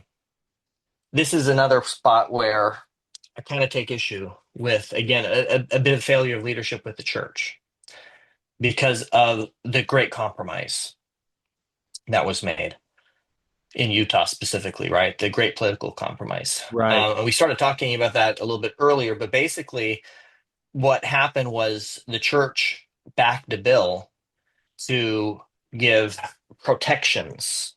And that's, if you can't see, if you don't have video, that's my air quotes. The air quotes. Yes. Those are my air quotes. Protections for gays, lesbians, and these people. And the compromise was if the church would back that, then they wouldn't push for controlling the church and forcing this ideology onto the church. And and I get that it's really important to preserve the church's autonomy. But more important than preserving the church's autonomy is preserving the doctrine. There's no point in having a church that is free to preach Baal and Jezebel and Moloch, but isn't allowed to preach Christ. but at least we got a church. Do you know what that compromise was? I Go won't ahead. be I won't be able to prove it because I don't have the receipts on this, but something tells me it was very Neville Chamberlain. I think they thought we will now have peace in our time, right? For those of you not familiar with Neville Chamberlain, he was the he was the prime minister of Britain during when Hitler's like making inroads into the rest of Europe, right? He's It was taking Winston Churchill. what's that? I thought it was Winston Churchill. He comes later once he has to come clean up a mess. Why Now, haven't I heard of this Neville guy? now this is interesting, right? And I'm glad you actually brought this up. I wasn't planning on bringing this up, but this is an interesting lesson, and I think it's got some comparisons. Do you know where Churchill is during Neville Chamberlain's kind of administration? Mm-mm. He was Where's Churchill? he's a pariah in his own country. A pariah. He is not looked at favorably. He's looked as a failure because of his time as the as in the military, a failure over in India. I mean, he is not well liked by the establishment. But Neville Chamberlain, he's the prime minister before Churchill. And Hitler's now making inroads into Europe. He's taken over Poland. I don't know if he had Poland yet, but it was either the hinterland or something. He was on the conquest. Neville Chamberlain says, "I'm just going to go talk to the man." So he does. He gets on a plane, he goes to Germany. They talk things out. He comes back and he says, "Hey, you know what? Hitler said he wasn't going to come after us, so we're okay." He said we're good. We're going to have peace in our time. Did you? Hmm. How did Did that you? turn out, huh? Did you? Then Winston Churchill's message gets real popular, right? When you can see battle is coming and they're like, "Yeah, give me that dude because he at least knows what time it is." Mhm. That compromise, that was very Neville Chamberlain. We will have peace in our time. And again, well-meaning. I'm not saying that had any ill intent, but you got to know the game you're playing and you got to know who you're playing against and you got to do your homework. Or else you wind up as Neville Chamberlain or what we see in the LDS Church right now. Right. And unfortunately, with that compromise, even though nothing happens in a vacuum, right? And everybody's aware of that at this point. We all know about what happened there with the church. And the message is that the message to the members that compromise made was, for one thing, hey, we're kind of selling you out because we're more important. But beyond that, it's Absolutely. also we can't win this. We can't win. We give up. We surrender. We're gonna sign this peace treaty that we all know is not really a peace treaty because we can't win this. And it's very demoralizing. It's incredibly demoralizing. Yep. And I think it leads to a lot of our brothers and sisters in the LDS Church to essentially being blackpilled on this issue. If the Absolutely. church isn't willing to stand up and fight for the truth, for our own beliefs, for our theology, if the church isn't willing to defend the members on that, then do what do we defend it? Do we, or do we just follow the church and, maybe hunker down? The end times are coming. Right. It'll blow over. It'll blow over. I Yeah, mean, there's a sentiment I see growing in the LDS Church, unfortunately, of a lot of black pill with a lot of these yeah, cultural issues that I think are are actually crucial because these are the battles of our time. We were absolutely. born in this day and age to fight these battles. And to walk out because you're black pilled because you think we can't win, to not even fight, that's a tragedy. That's a tragedy. And here's the thing. Ultimately, the way the world is going, I completely agree. We can't win this. Long term, I think we're going to lose this war. I think we're going to need God's direct divine intervention to save us.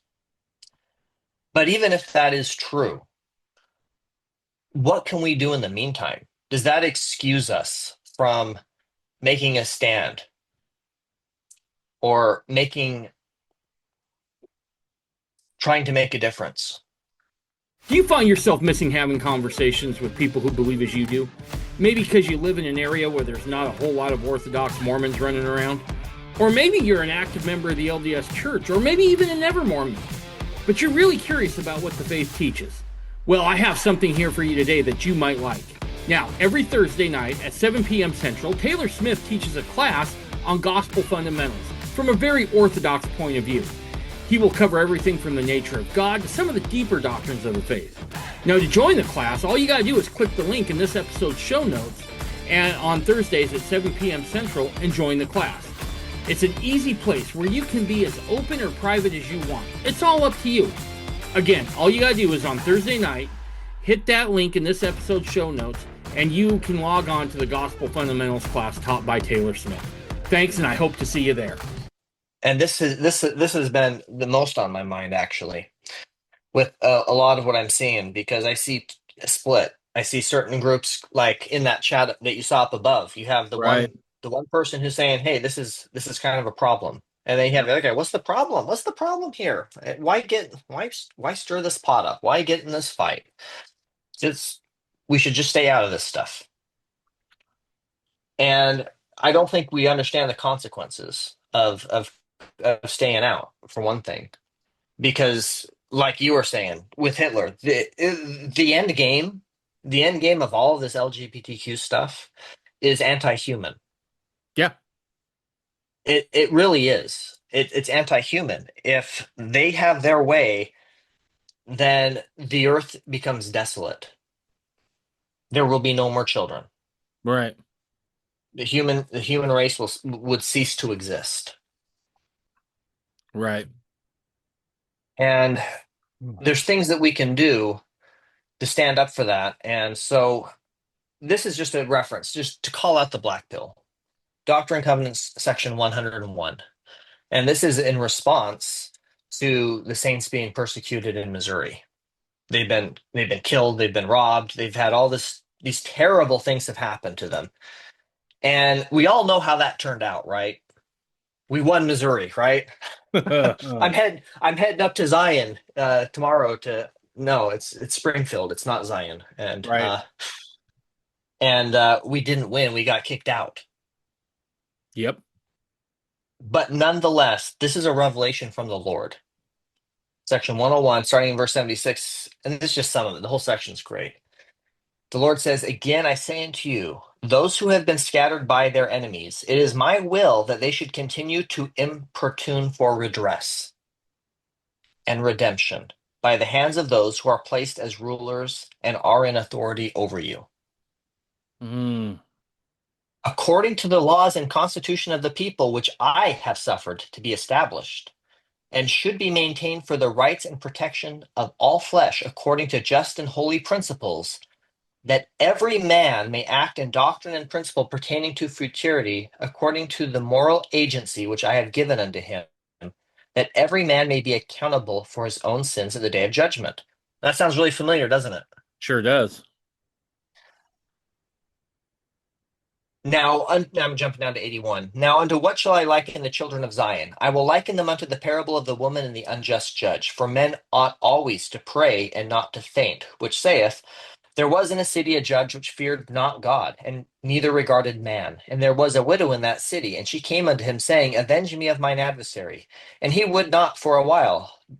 But thereafterwards he said within himself, Though I fear not God, nor regard man, yet because this widow troubleth me, I will avenge her, lest by her continual coming she weary me. Thus I will liken the children of Zion. Let them importune at the feet of the judge. And if he heed them not, let them importune at the feet of the governor. And if the governor heed them not, let them importune at the feet of the president. And if the president heed them not, then will I, the Lord, arise and come forth out of his hiding place in his fury, and in his fury vex the nation. And in his hot displeasure and in his fierce anger at this time will cut off those wicked, unfaithful, and unjust stewards, and appoint unto them their portion among hypocrites and unbelievers. Hmm. So when does the Lord come and save us? After we've exhausted all other efforts. All other efforts, right? Yep. So is hunkering down and not seeking redress, or in this case, not seeking to right this poisonous cancer that spreads through our country all the time, but especially in June. Um, is the Lord going to come save us and our families if we don't make a stand? If we don't exercise our own civil duties and obligations here? No, no. Again, going back into history, it's not until the founders have exhausted all other efforts that the Declaration of Independence comes forward. None, right? It doesn't come forward.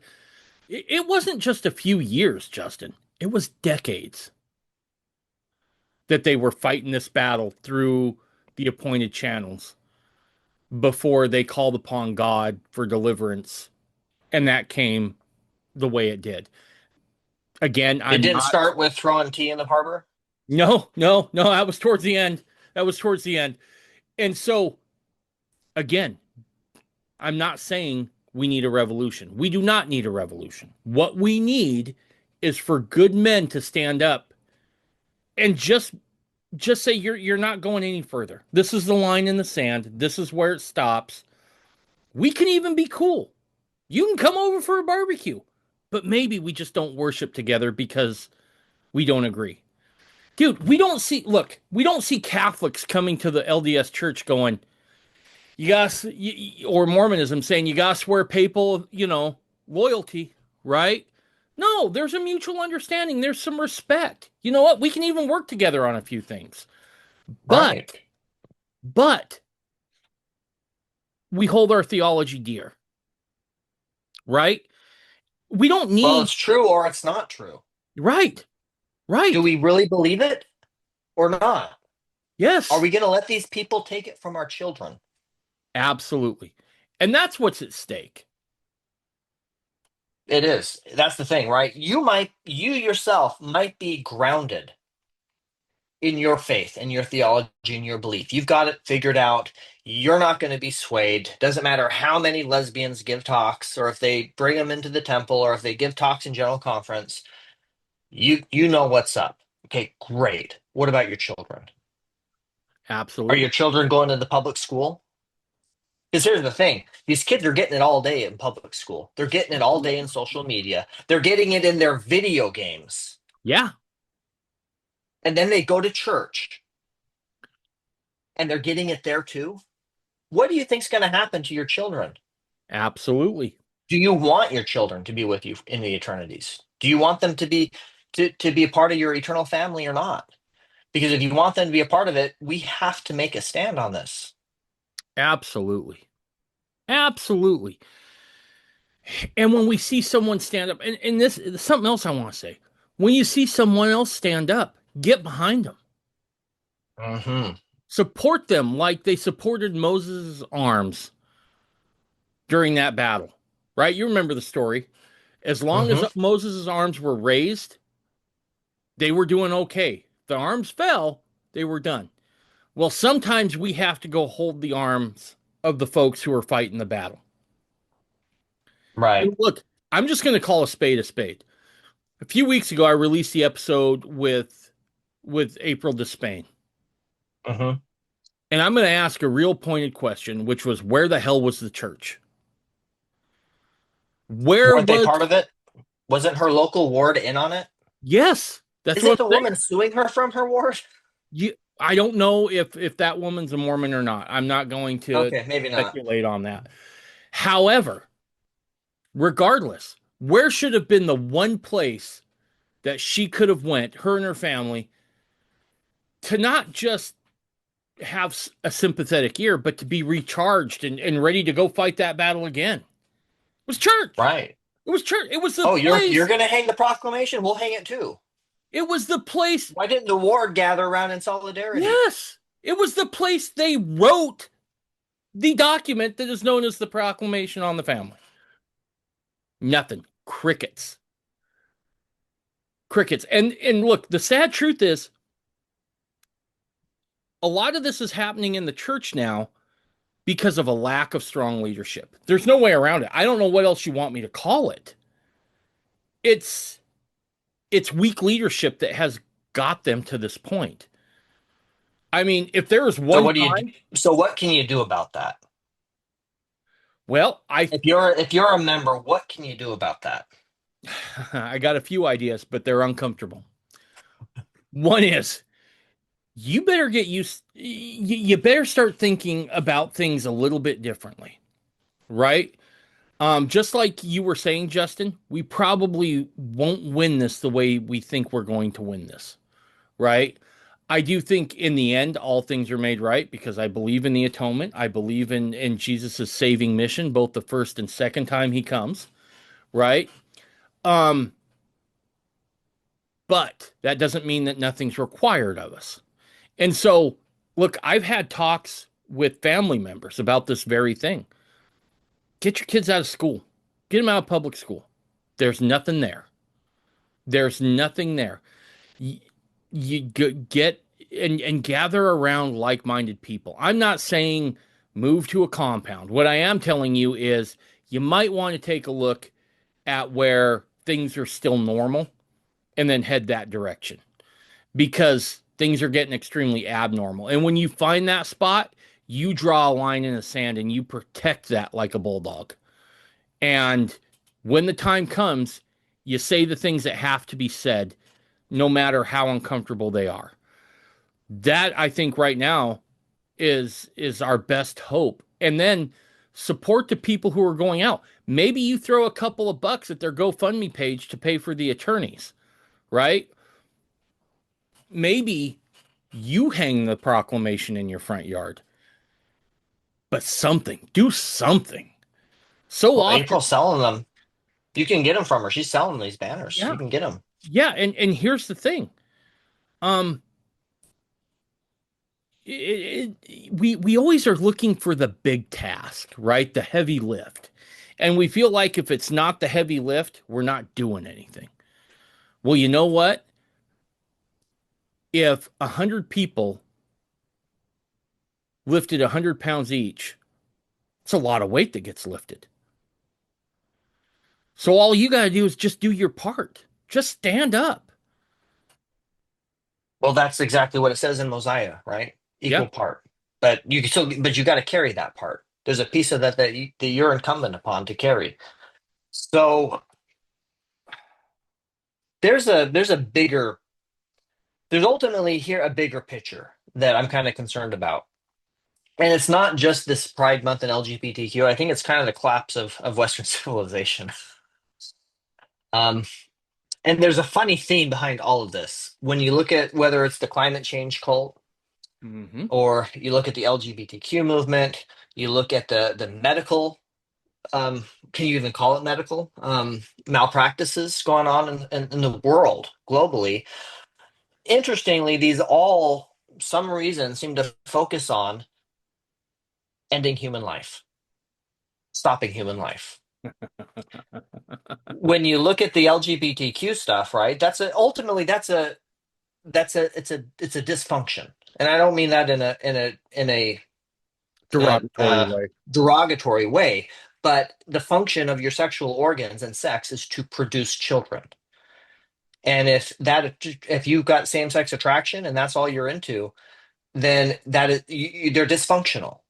Right. You cannot reproduce. This is the most basics of biology. Maslow's hierarchy of needs. This is kind of down there. He's got that down there with, like, food and water. Right.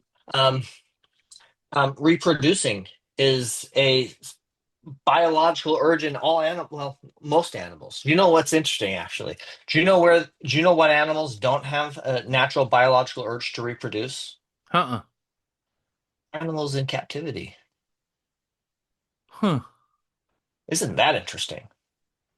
It's like you let those tigers run loose in the Sahara, and they're going at it all the time. But you put them in a zoo, and suddenly they're not interested. There's a lot of interesting parallels there. Yeah. I want to stop here for a second and explore this a little more because I have something else I want to pull up here and take a look Oh, at let me bring because us back. no, you're good because I think this is important.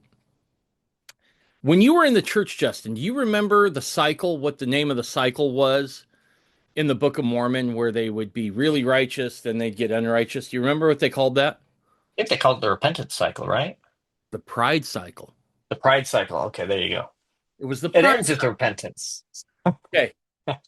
Yeah, the pride In cycle. Mhm. in the Book of Mormon, when Lehi's having his vision, do you remember what Lehi said about it? This comes from First Nephi chapter 12. I don't have the verse right here. Here it is. It's verse 18.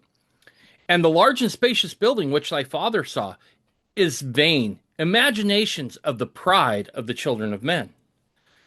Not unfamiliar. If we go to Proverbs 16:18, he says this. Let me get down there. Pardon me. Should have had this ready a little more. Pride goeth Funny, he before. says imaginations. Right. Right. Like, huh? Like We're maybe trying we're trying to make we're trying society's trying to normalize this and it's not normal. hmm Okay? it can't be normal. You can't have a society and have this become mainstream and majority. No. You don't have a society anymore. You don't have people anymore. No. No, absolutely not. And and so we see this come up over and over and over again. And it says in Proverbs, pride goeth before the destruction. Um, it's funny that they latched on to the one thing that Scripture seems to point to over and over and over again. What's Lucifer's ultimate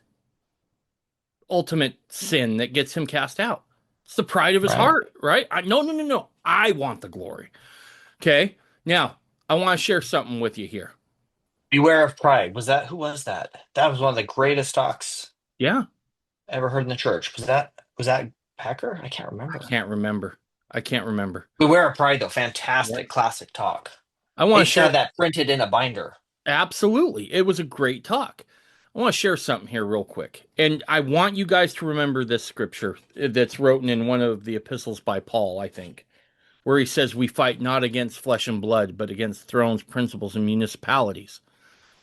Okay, meaning that these are spiritual things. And to illustrate this point, I'm going to share this real quick. This comes from, I found this a couple years ago, about 3 years ago to be exact. This comes from the Utah Pride Festival in 2022. The Satanic Temple of Utah was performing ritualistic unbaptisms, performed at booths by an ordained minister of Satan. Why is it they feel so comfortable in that environment? Last time I checked, the Church of Satan doesn't have a missionary arm. I mean, you remember the last time the elders from the Church of Satan knocked on your door, right? Right. But here they get very bold. They get very bold. Now, you brought up the idea of, and I would encourage everyone to screenshot this. This is one of those things that you're probably going to want to show your kids at some point of what we were up against. But I think it's gross, beyond all measure. But here's my point: these this battle we're engaged in, it's an ancient battle. There's nothing new here, right? We can look back at all the deities that came from Canaanite gods and even Greco-Roman traditions. And we can start seeing some of this, right? If you were a priest or priestess of Ishtar, one of the things you were want to do was to change your gender. Yeah. You know, want to take a guess on when their major month of celebration was? June. It would have been the modern equivalent of June.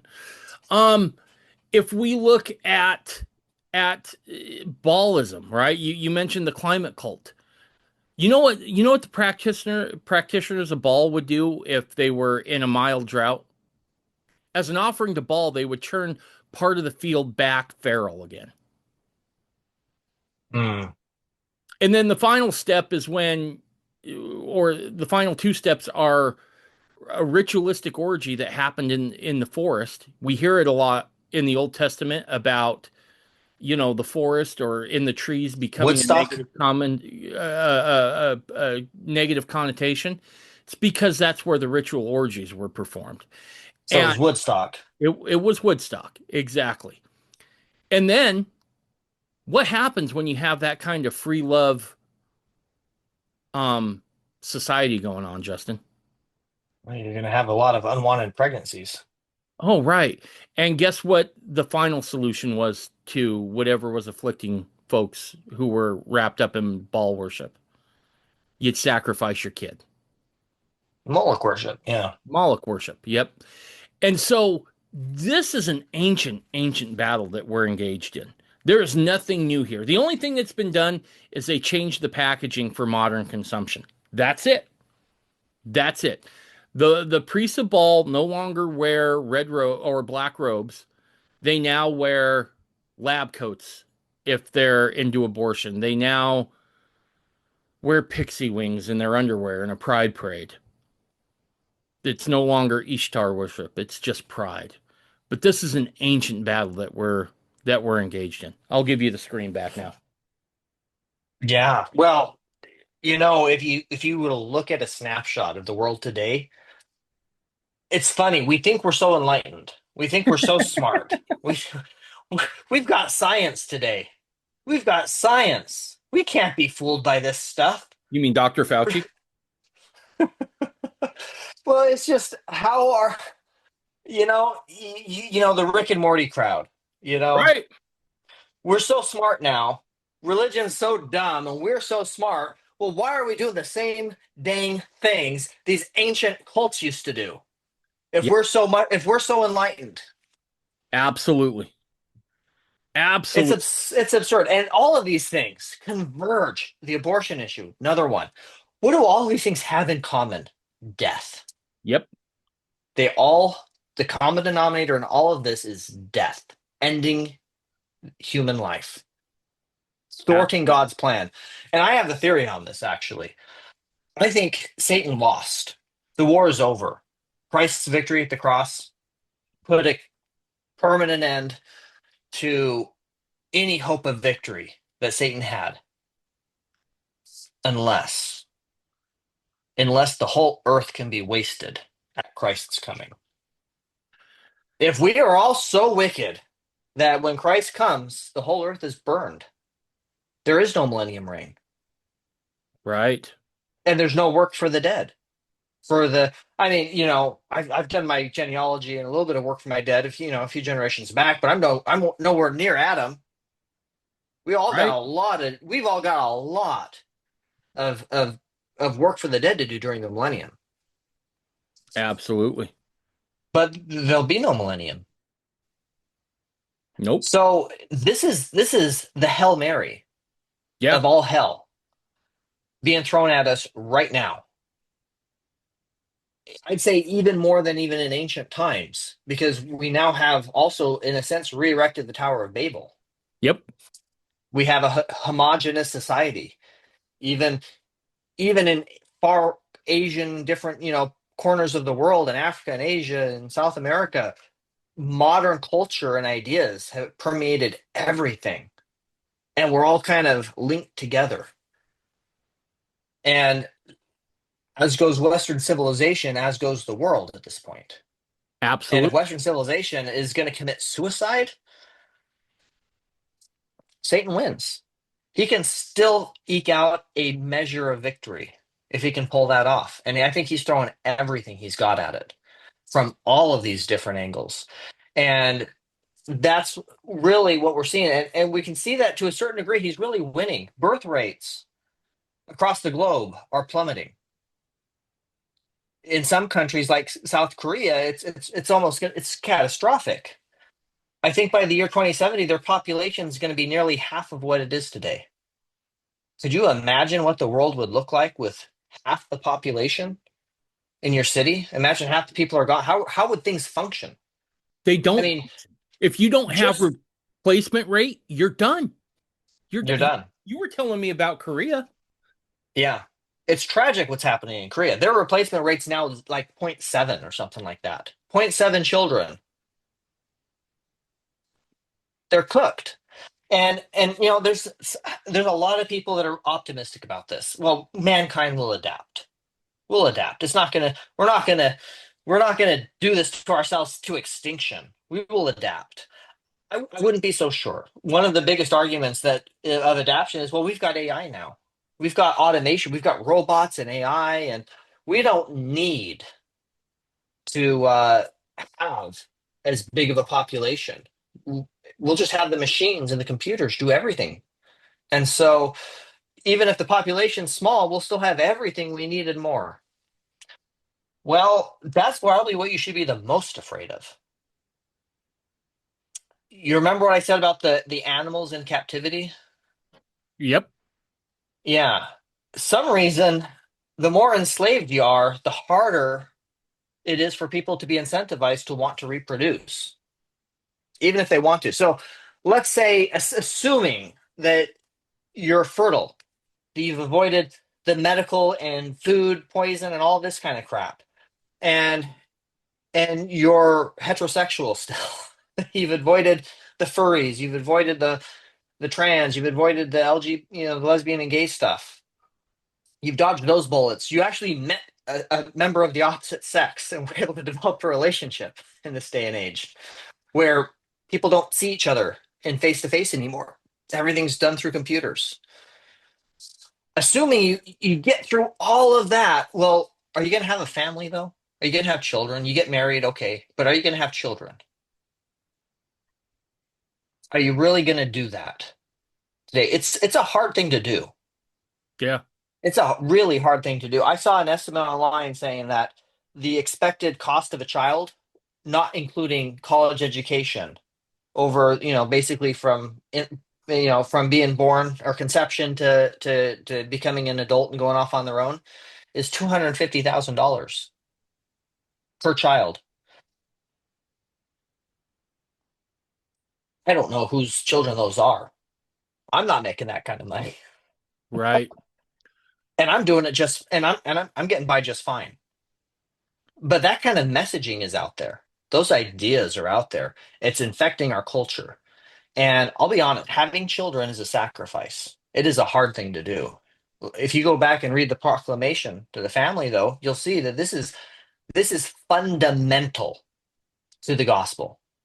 This is fundamental to God's plans for us on this earth, is that we reproduce. It's so important. It's so important that God has built it into us such a strong biological desire for this that we have to depend on Him spiritually not to get overwhelmed by it, to not take it too far, to not turn into animals.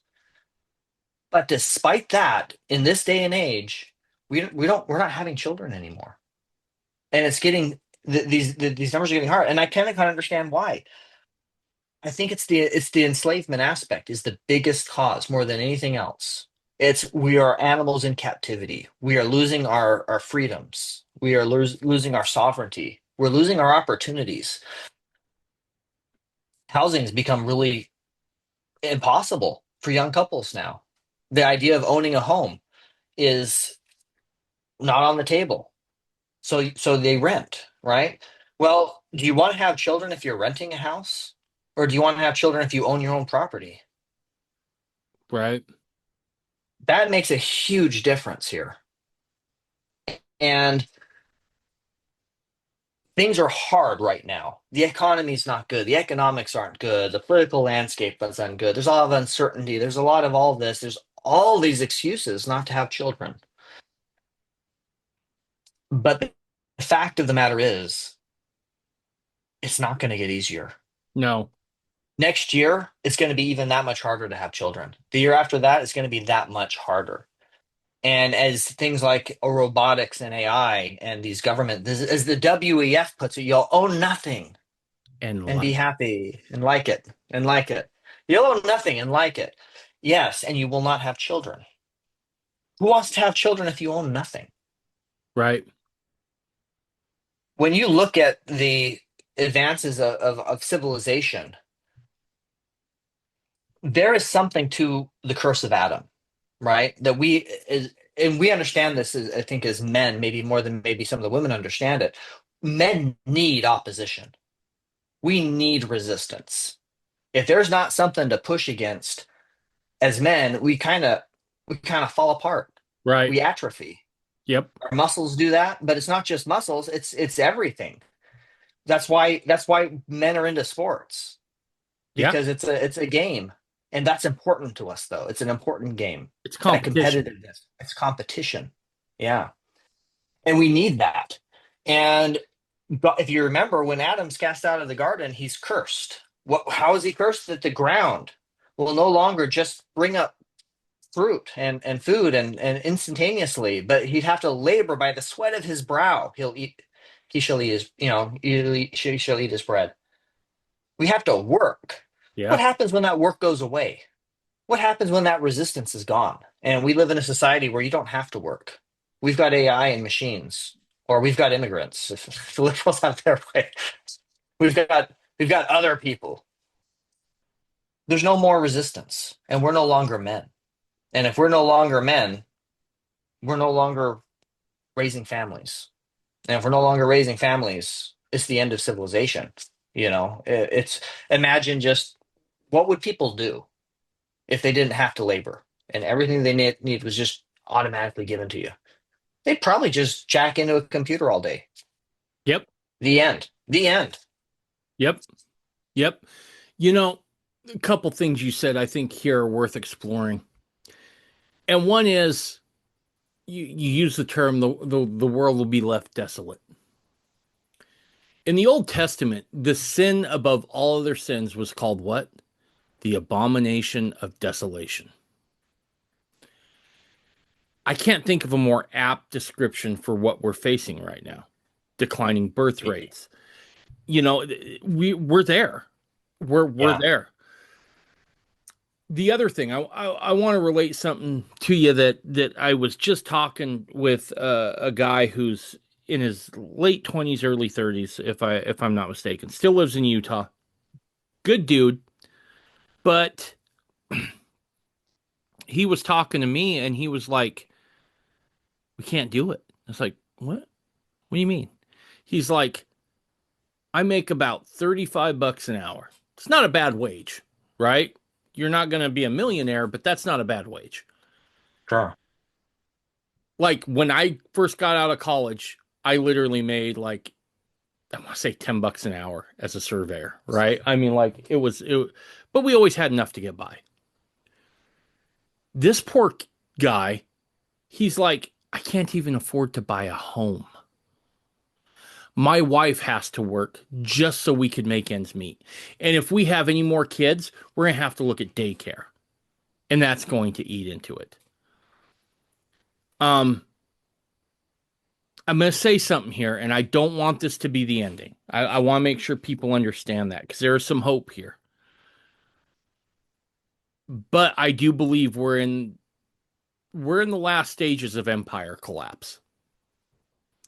I think we've arrived, and we're going to have to start looking at doing some unconventional things. And so I mentioned to this young guy, like, well, then move, get out of Utah. I got out of Utah, right? I couldn't afford it either. I get it. Get out I of Utah. couldn't either. I got out of Idaho. Right, right. I was like, get out of there. And he's like, I can't. I was like, what do you mean you can't? And we talked about it. He's like, oh, well, maybe I could, right? But you're going to have to start thinking outside the box. Maybe you don't live right next to your family anymore. Maybe you got to move to somewhere that you never thought about moving before, and you got to really work hard at finding the beauty in that place. But there are still places where you can make it, but you got to be willing to do something. And you can't sit in the same place and just assume that it's going to get better, because I don't think it is. I think the big metroplexes are cooked, right? Unless you're a tech bro pulling down 250 a year, good luck. Yeah. Good luck. But I felt for him, right? But Right. and you mentioned the animals in cages.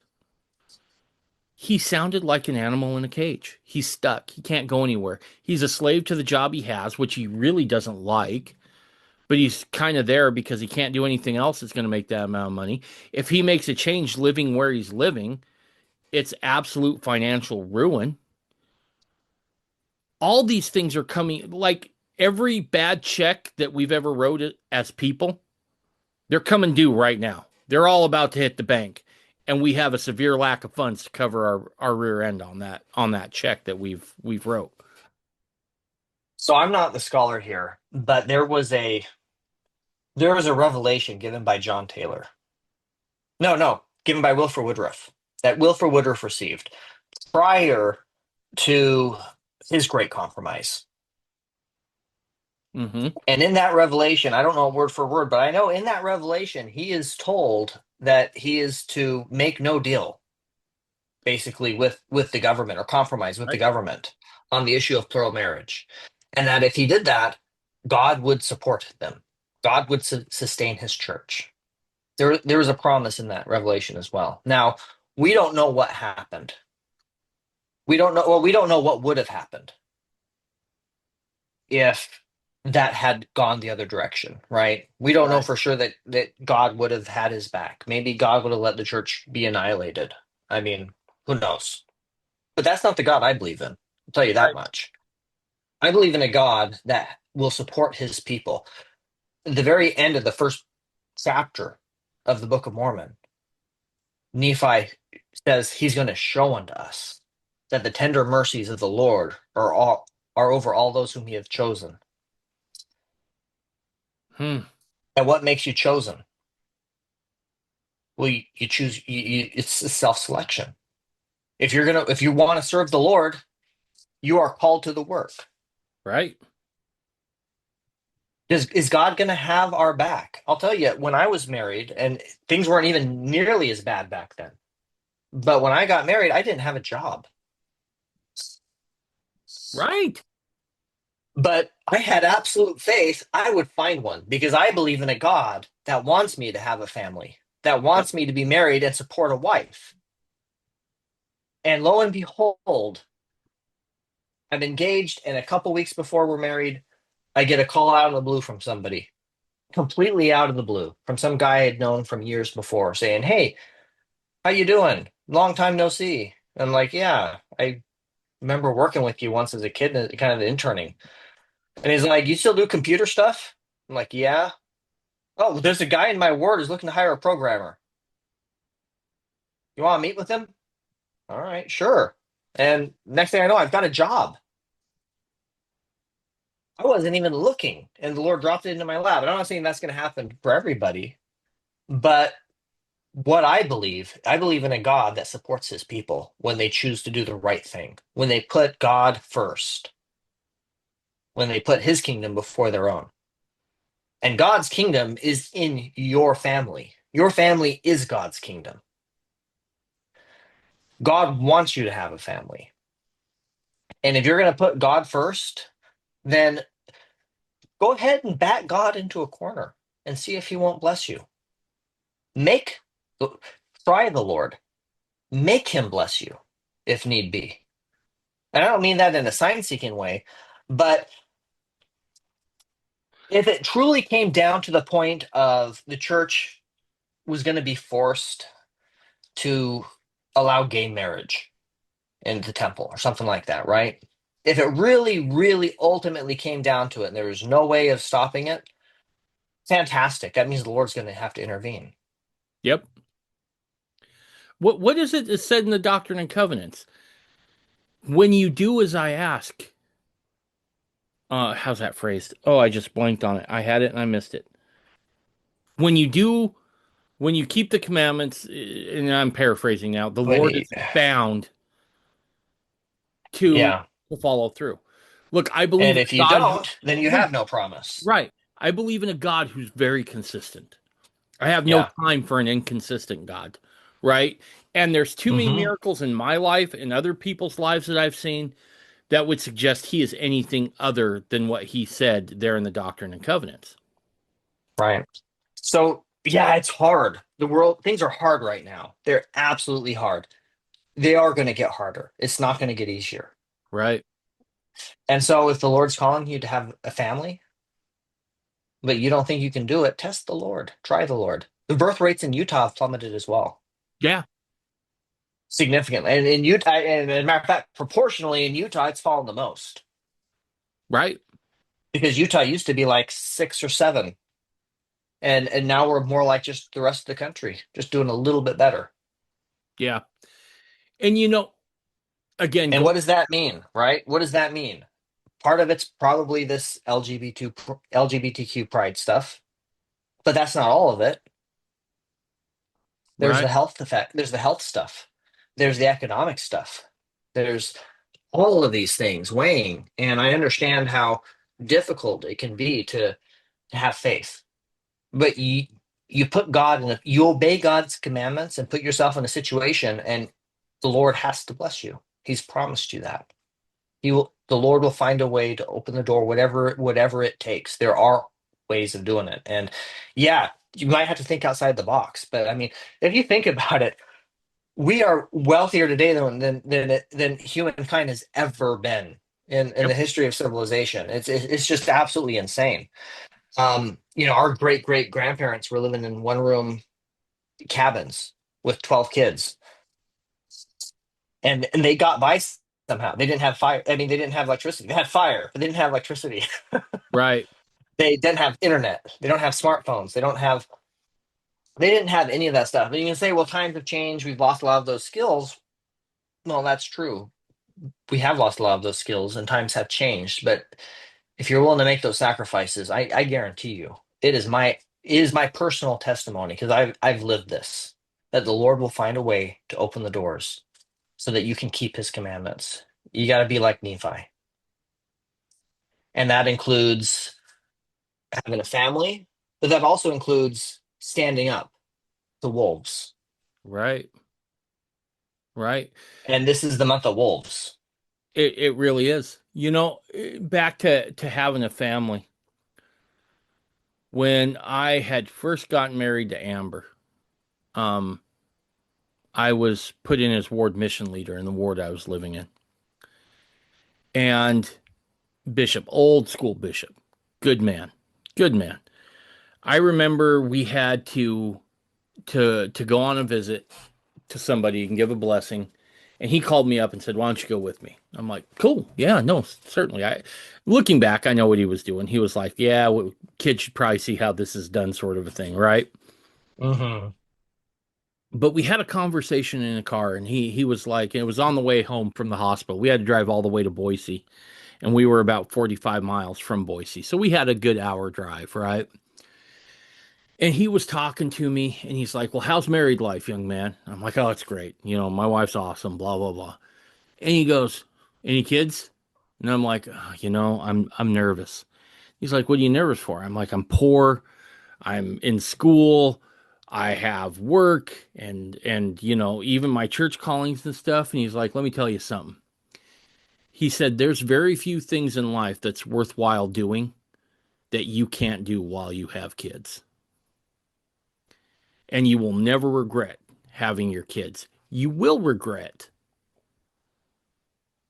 focusing on your career more than having a family." And I guess that would be my recommendation, right?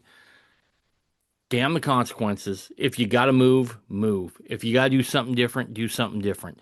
There is a ton of places still out here in America where you can go find an affordable way of life. Now, you're going to have to put some things on the altar. you're not going to be right next to your favorite dining spot anymore.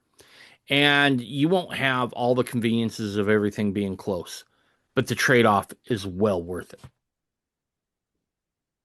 So you bring up something. I actually have a bit of a theory on this.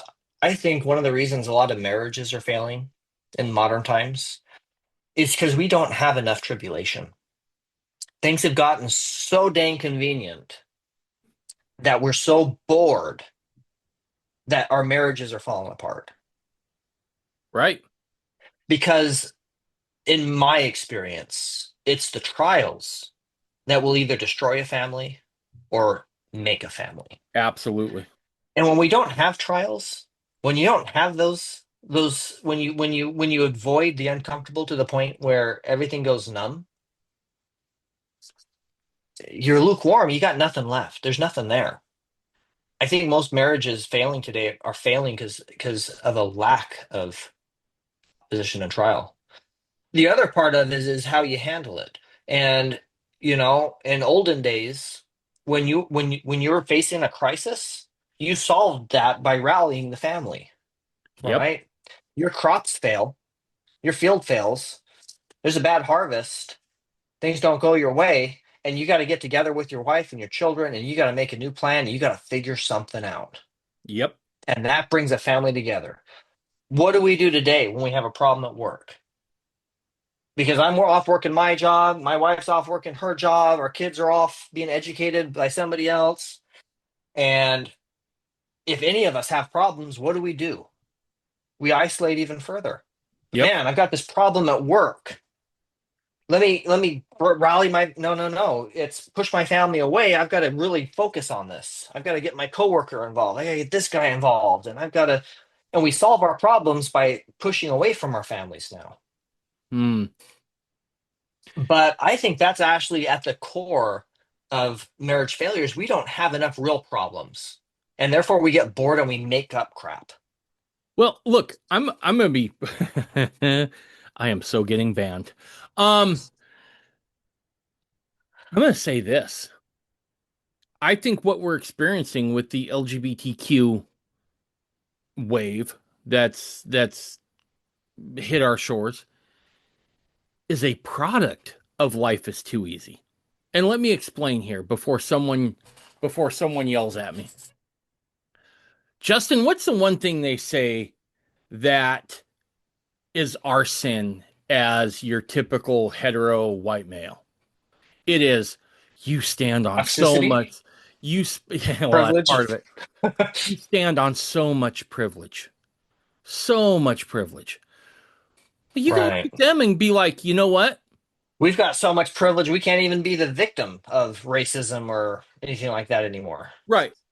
But how privileged do you have to be able to ride down Main Street in your underwear wearing pixie wings, declaring what kind of, gender you want to sleep with, or changing your gender, right? I think especially the trans movement is because there's not enough natural struggle anymore. And Right. humans are whether you're a god guy or whether you're someone who believes in evolution, the one common denominator there is we were built for struggle, right? Exactly. Goes We back were to Adam. we were born for struggle. And when we don't have that struggle, we tend to get pretty self-destructive. Just like you were talking about We with make men. up stuff. We start Yeah, making up we problems. start making up problems because we're wired that way. Now, that can be you don't need to go seek out um immense struggle, but go to the gym, right? Do hard things. That's where growth happens, is doing the hard things. And you do that, and all of a sudden, life gets way easier.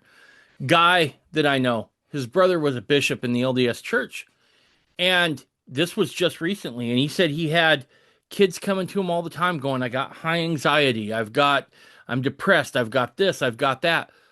Well, he had a brother who was a rancher down by Nephi. And so he would say, yeah, go work with my brother. And they'd work for his brother and get paid, right? It wasn't like it was slave labor. He'd go out there and work for his brother for a week. I'll be darned if things didn't just clear up, right? I mean, some we are built for struggle, and we need the struggle in order to grow. And when we don't have the struggle, we invent things subconsciously for struggle. You know, I want to add something to that. This is the gospel according to me, but nonetheless, I had a revelation once because I found myself struggling a lot in life at various things, struggling to find a wife, struggling to just all kinds of stuff, right? Struggling to find self-confidence in myself. At a certain point, though, I had this revelation that if you're struggling, that means that you're doing it right. Yeah. That means you're working. That means you are over the target. You are going in the right direction because the path of least resistance is what leads to hell. Yep. If things are easy, if you're not struggling, if things are fine and dandy and you don't have a problem or care in the world, that's when you really need to be worried. Yeah. And that's the thing. I don't know anybody who I consider a great man who doesn't struggle. They struggle all the time with all kinds of things. It's through the struggle that we become strong. And I think that's what I believe it's Moroni, or is it Mormon? I think it's more. I can never remember. I think it's Moroni writing in the Book of Mormon, where he talks about the Lord making weak things become strong. Because he's like, I can't write, I can't do this. I'm I'm not strong. The Nephites are so good at speaking, and we can speak so well, and the spirit zap bang, and it convinces people's hearts. People are going to look at this book and they're going to mock it. They're going to laugh because I can't write with the same spirit that I can preach. And the Lord comforts him and says, Hey, I give unto men weaknesses. God gives unto men weaknesses so that we turn to God. And in that struggle, in that wrestling, like Jacob wrestling with the angel or with the Lord, depending on how you understand that verse, that is how we find the divine within us. That's how we achieve our potential as sons and daughters of God, is through the struggle. And so if you're struggling, that's okay. That's normal. And sometimes I feel like, especially in the LDS church, people put on a mask of, hey, I'm not struggling because if I was struggling, that means I'm not a good Mormon. I'm not worthy of this. The gospel's not working for me. No, it is working. That's how it works. It is through the struggle that we become strong. That is how the Lord tempers us and refines us and purifies us. And so struggling is not a bad thing. Giving up is a bad thing. And avoiding the fight, avoiding the struggle is a bad thing. That's where you have problems. That's where things go wrong. And that's ultimately where things really fall apart. Just because you're struggling doesn't mean things are falling apart. It might feel that way sometimes, but it's not true. It's when you stop struggling, it's when you give in. That's when things are falling apart. When you feel comfortable, when you're at ease. Absolutely. Absolutely. And so as times continue, as we struggle against this, I want to say one more thing. There is joy even in the struggle. I've come to learn that over the last few years. I have never been as busy as I am right now. My schedule is not a schedule, it's a collection of tasks that is slowly accumulating to overtake me. Somehow I'm keeping my head above water, but there's joy in that. Look, when I go to bed at night, and I've said this about both Amber and Tanya, and I really mean it, they are my solace, right? At night, I lay down and they are absolutely my solace. But there is a quiet joy that comes from, yeah, you know what? I worked my rear end off this week and I'm now tired, but it feels good because I got stuff done. I struggled. There is joy in the struggle. And even as we struggle against this, right, against this stuff coming for our kids, there's a certain quiet joy that can be found because I think it's just you know you're engaged in a good cause and you're doing what's right. So just because you're struggling doesn't mean it's an absence of joy. in a weird way, sometimes we can enjoy even that.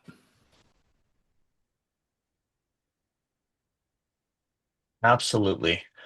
So, along those lines, we might not be able to fully win this battle or win this war, but we can win battles, and battles matter because lives are at stake, souls are at stake, right?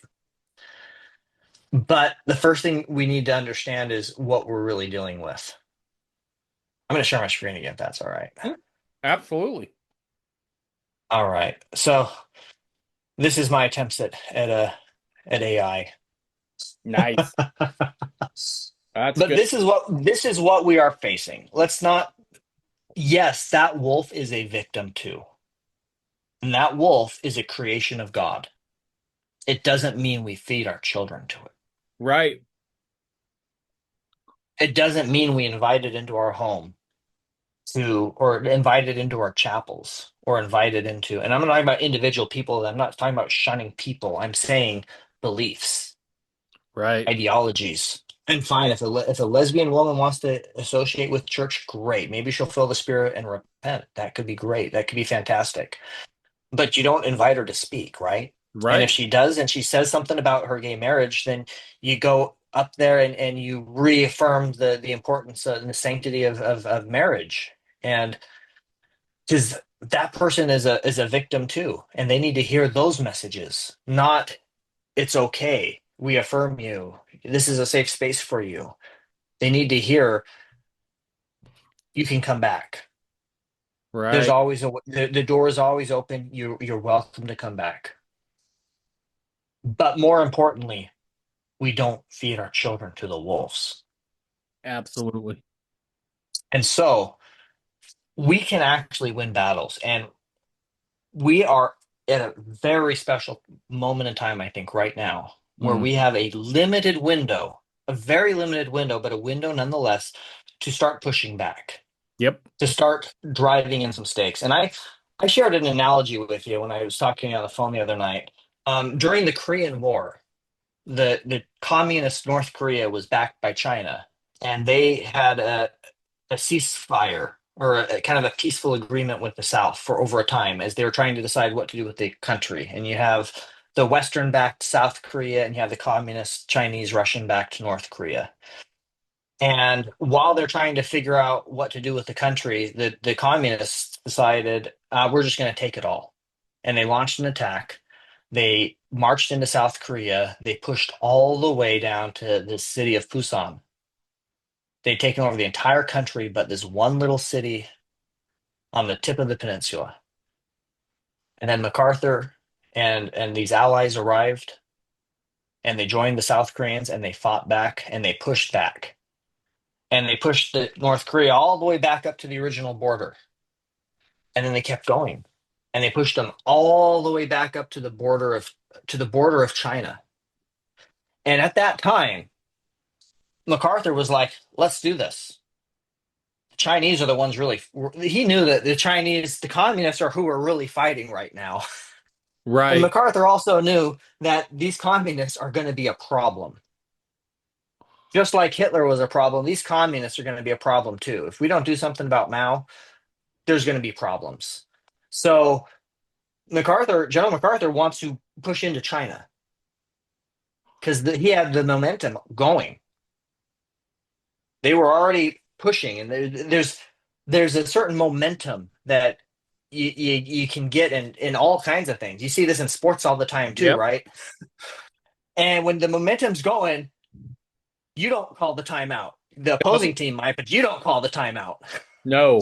No. When you're on fire, that is not what you call. Well, the politicians called a timeout.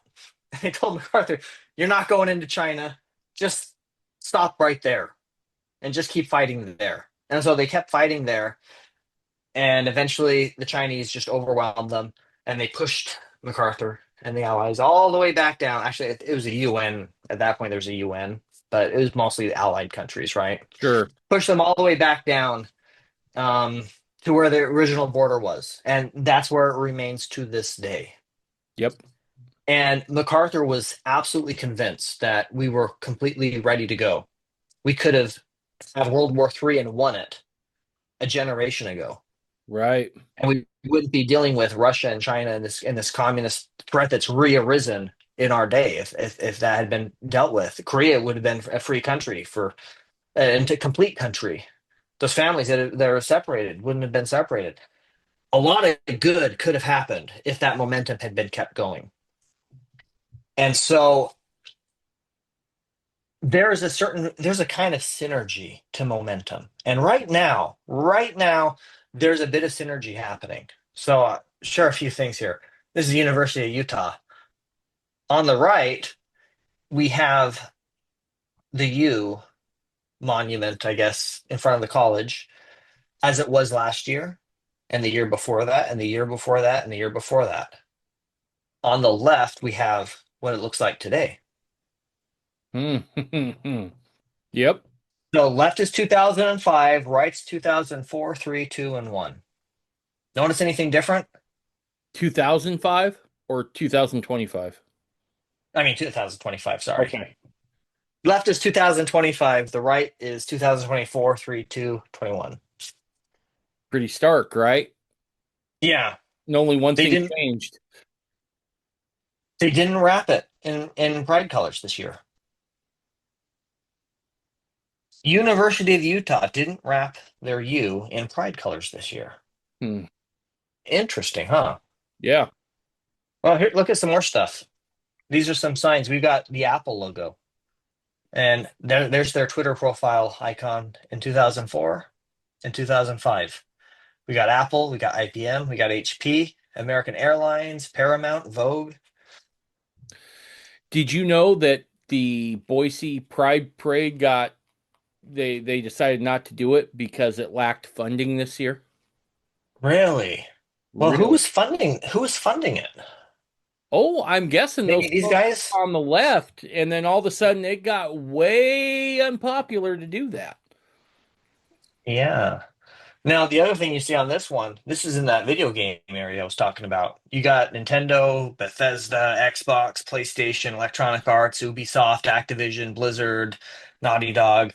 Now, don't get me wrong. I don't think these companies are our allies now. Right, no. They're reading the tea leaves, right? And figuring Yeah. out what they need to do in order to keep the shareholders happy. Don't take a weatherman to know which way the wind blows. Right. And they know that right now it ain't blowing that way. And so they've got their normal logos up. They did not have their normal logos up last year. Yep. But now here in the corner there's a few that still are. Those are now the outliers. It's like those guys didn't get the memo. Right. And they're the laughing stock of social media because they're the only ones. They're the only ones who stuck a pride flag on their company logo on Twitter. Yep. And now instead of everybody canceling these other companies for not doing it, they're mocking these companies for doing it. And then 100%. this is one of my favorites because I hate Target, but Target. We got last year, and they've got their pride section. Hashtag take pride and all this rainbow colored children clothing. Because who wouldn't want to dress their children? Well, I'm not going to say that. I don't want you to get canceled off YouTube that quick. It might be too late, though. Either way, It might be. It's it okay. might be too late. We might have blown it. It's not my first time. So Either way. You say that, and I see that meme of the guy with the the hangnail. noose around It his is neck. your first time. Right. Yeah. That's exactly what I was thinking. So yeah, we're synced up there. Yeah. So you've got the pride display on the top. That was last year. And then this year, you got red, white, and blue, as far as the eye can see. Not a rainbow in sight. Target. You know, and again, to your point, it's not like the attitudes changed inside the building. What did they No. see? They saw an election that, quite frankly, was a mandate, right? And Hmm. their understanding, oh, we're on the wrong side of this. And so for the benefit of profits and shareholders, we better do an about face. But make no mistake, once they feel like that momentum has changed, they'll go back, right? Absolutely. And back to what you had quoted out of Mosiah about each man has a responsibility. We now have momentum on our side. And it doesn't matter who's in office. Okay. Every politician is a chameleon. Every politician will adjust the colors to whichever ideology is most prevalent. So just because this happened right now is not victory. It's a battle that's Right. been won, but it's one battle. The other thing I'll say, you talked about having small victories. I don't think they're small. And let me explain that. In this case, Justin, I don't think it's overstating to say that we're fighting for the souls of men and women. Absolutely. What does God say in the Doctrine and Covenants about the worth of one soul? Yea, if you bring unto me, save it be one soul, imagine the joy in the hereafter. Right. So, And what if that one soul is your own grandchild? right, right. Or even How if many it's souls is that now? right, exactly. And so these things we do here when we stand up, they reverberate throughout the eternities. Um, Yeah. and I think that's important to keep in mind. I don't think in this instance, I don't think there is a small victory. I think they're all large victories. Because we're the stakes are so high to God because God loves his children. Right. So ultimately, if I go back to the Korea analogy, I don't know why. I guess I served a mission in Korea. It's partial. I'm Sure. partial to the history.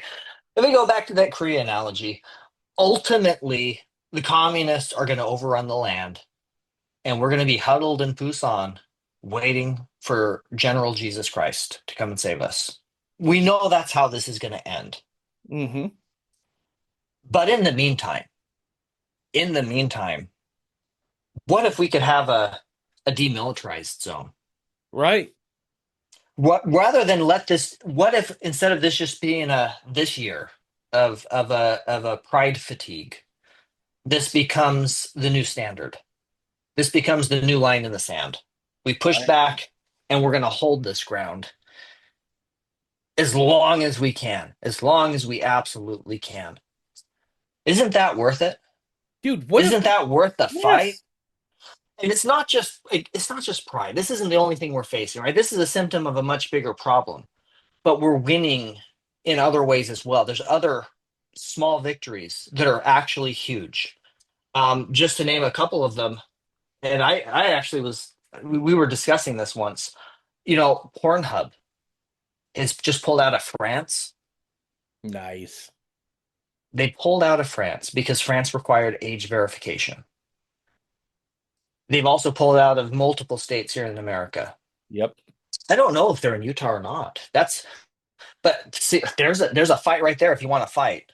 Get your legislator, if it hasn't already, get your legislators in Utah to pass a law that requires age verification for pornography peddlers. And Pornhub will pull out of your state because they would rather not do business in your state than not be allowed to peddle pornography to minors. Right. And look, that's such a small thing just to verify your age, right? And so Right. there's no other reason other than they're going after kids that would be such an issue that they'd want to pull out of that state, right? Right. It kind of reminded me when a bunch of these LGBT people were really upset when they passed the death penalty for child predators in Florida. And they're like, they're coming after us. I'm like, wait, what are you saying? What do you mean they're coming after you? That is akin Didn't to live in me. Florida anymore. That is akin to me coming home from work and my kid turns around and goes, I didn't steal a cookie. I'm like, I didn't ask, bro. But now we Right. gotta ask some questions. Yeah, exactly. So Pornhub, we're winning against the fight against pornography. We're having actual wins. You thought that war was past? No, it's not past. And there's things that we can do about it. We can still stand up against this. Women's sports. We've had a lot of victories in women's sports recently, Yep. and some of that might be just temporary political stuff, but we make sure that we are heard. That this is what we expect, and we're not going back to that again. We're not going to let boys beat up girls, and in sports. Right. And we set that standard. And then another one in the UK, they recently, I think it was like on their passports or something like that. No, no more, you're male, female, and it's what you were born as, Right. which Radical. I know, radical, right? Radical. Your government identification identifies your actual sex, not your imagined sex. Strange. Strange, yeah. But regardless, that's a victory. Yep. There are victories to be had. There are battles to fight that can be won. You don't have to go out and martyr right now.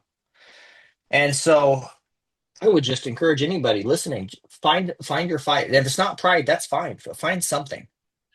Find Right. something because like you were saying, Dave, this is an ancient battle. And this is the last iteration of it. This is the last cycle happening right now.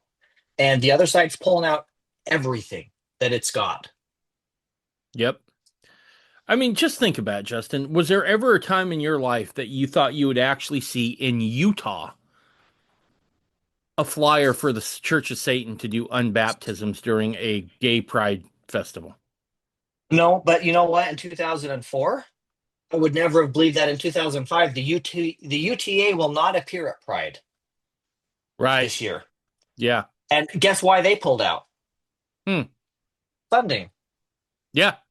They're Yep. saying for other events, they're still going to be there, and you can use your ticket to the event as your transit token as well. But they're not doing that with your Pride tickets. You got to pay. If you want to ride transit, you got to pay. Why? Because the Pride organization didn't pay the UTA to Right. include that with their tickets. They don't have the money, They right? don't have the money. And this is yeah, And and that's the thing. Making a stand can be that simple yep. as I'm not going to go shop at Target because they have Pride section in June Yep. and vote with your dollar. I'm not buying my kid a new Nintendo Switch. The new Nintendo Switches came out and you can create a me that's body type 1 or body type 2. Nintendo won't say boy or girl on their new children's console. They won't say boy and girl. It's body type A and body type B. I'm not buying it. Right. And I grew up with Nintendo. I've got this very powerful, strong nostalgia. That was my childhood, Right. and I have been a fan of theirs ever since. And this is the first generation of something new they're putting out. I will not participate. Yeah. Just off the table. Not doing Yeah. it. And I'm going to say something else here because you alluded to this. Sometimes it's as easy as saying, you know what, we're not going to Target today. We're going somewhere else. Sometimes your absence speaks louder than your presence, right? And I want to be careful how I word this because we do need to engage. However, there's nothing wrong with selectively engaging. So if you don't play the game and you only come out for that one fight you feel like God's inspiring you to come out for, it's okay. It's all right. But sometimes you can win with your absence, and that can speak louder than anything else. And we shouldn't be afraid of that either, right? That's one of the easier things that we can do. Oh, I'm just not going to participate, right? It's hard. It's hard to win a game if you don't have an opponent sometimes. And Yeah. I think that's also worth remembering. But well, dude, good stuff. Anything else? Well, I think we got into it, and even more than I was expecting. So Yeah, no, we I think, absolutely got into it. Really good. Um, again, these are ancient battles that we're fighting. This is an ancient war. This is the ancient of all wars. Things have changed, but the only thing that's changed is the packaging in which death is peddled to you. yeah, Understand real death and understand this as well. We're showing that we can win, right? That we can win some battles, but we got to seize the momentum now and we can't let it go. And we have to keep pushing on this or just like you pointed out with your um, analogy of Korea, we'll be in a world of hurt. But dude, that was good stuff. I appreciate you coming on. Thanks. Yeah, Glad to dude, be it's here, always Dave. fun to have you here. All right, we'll talk to you next time. Bye, everybody.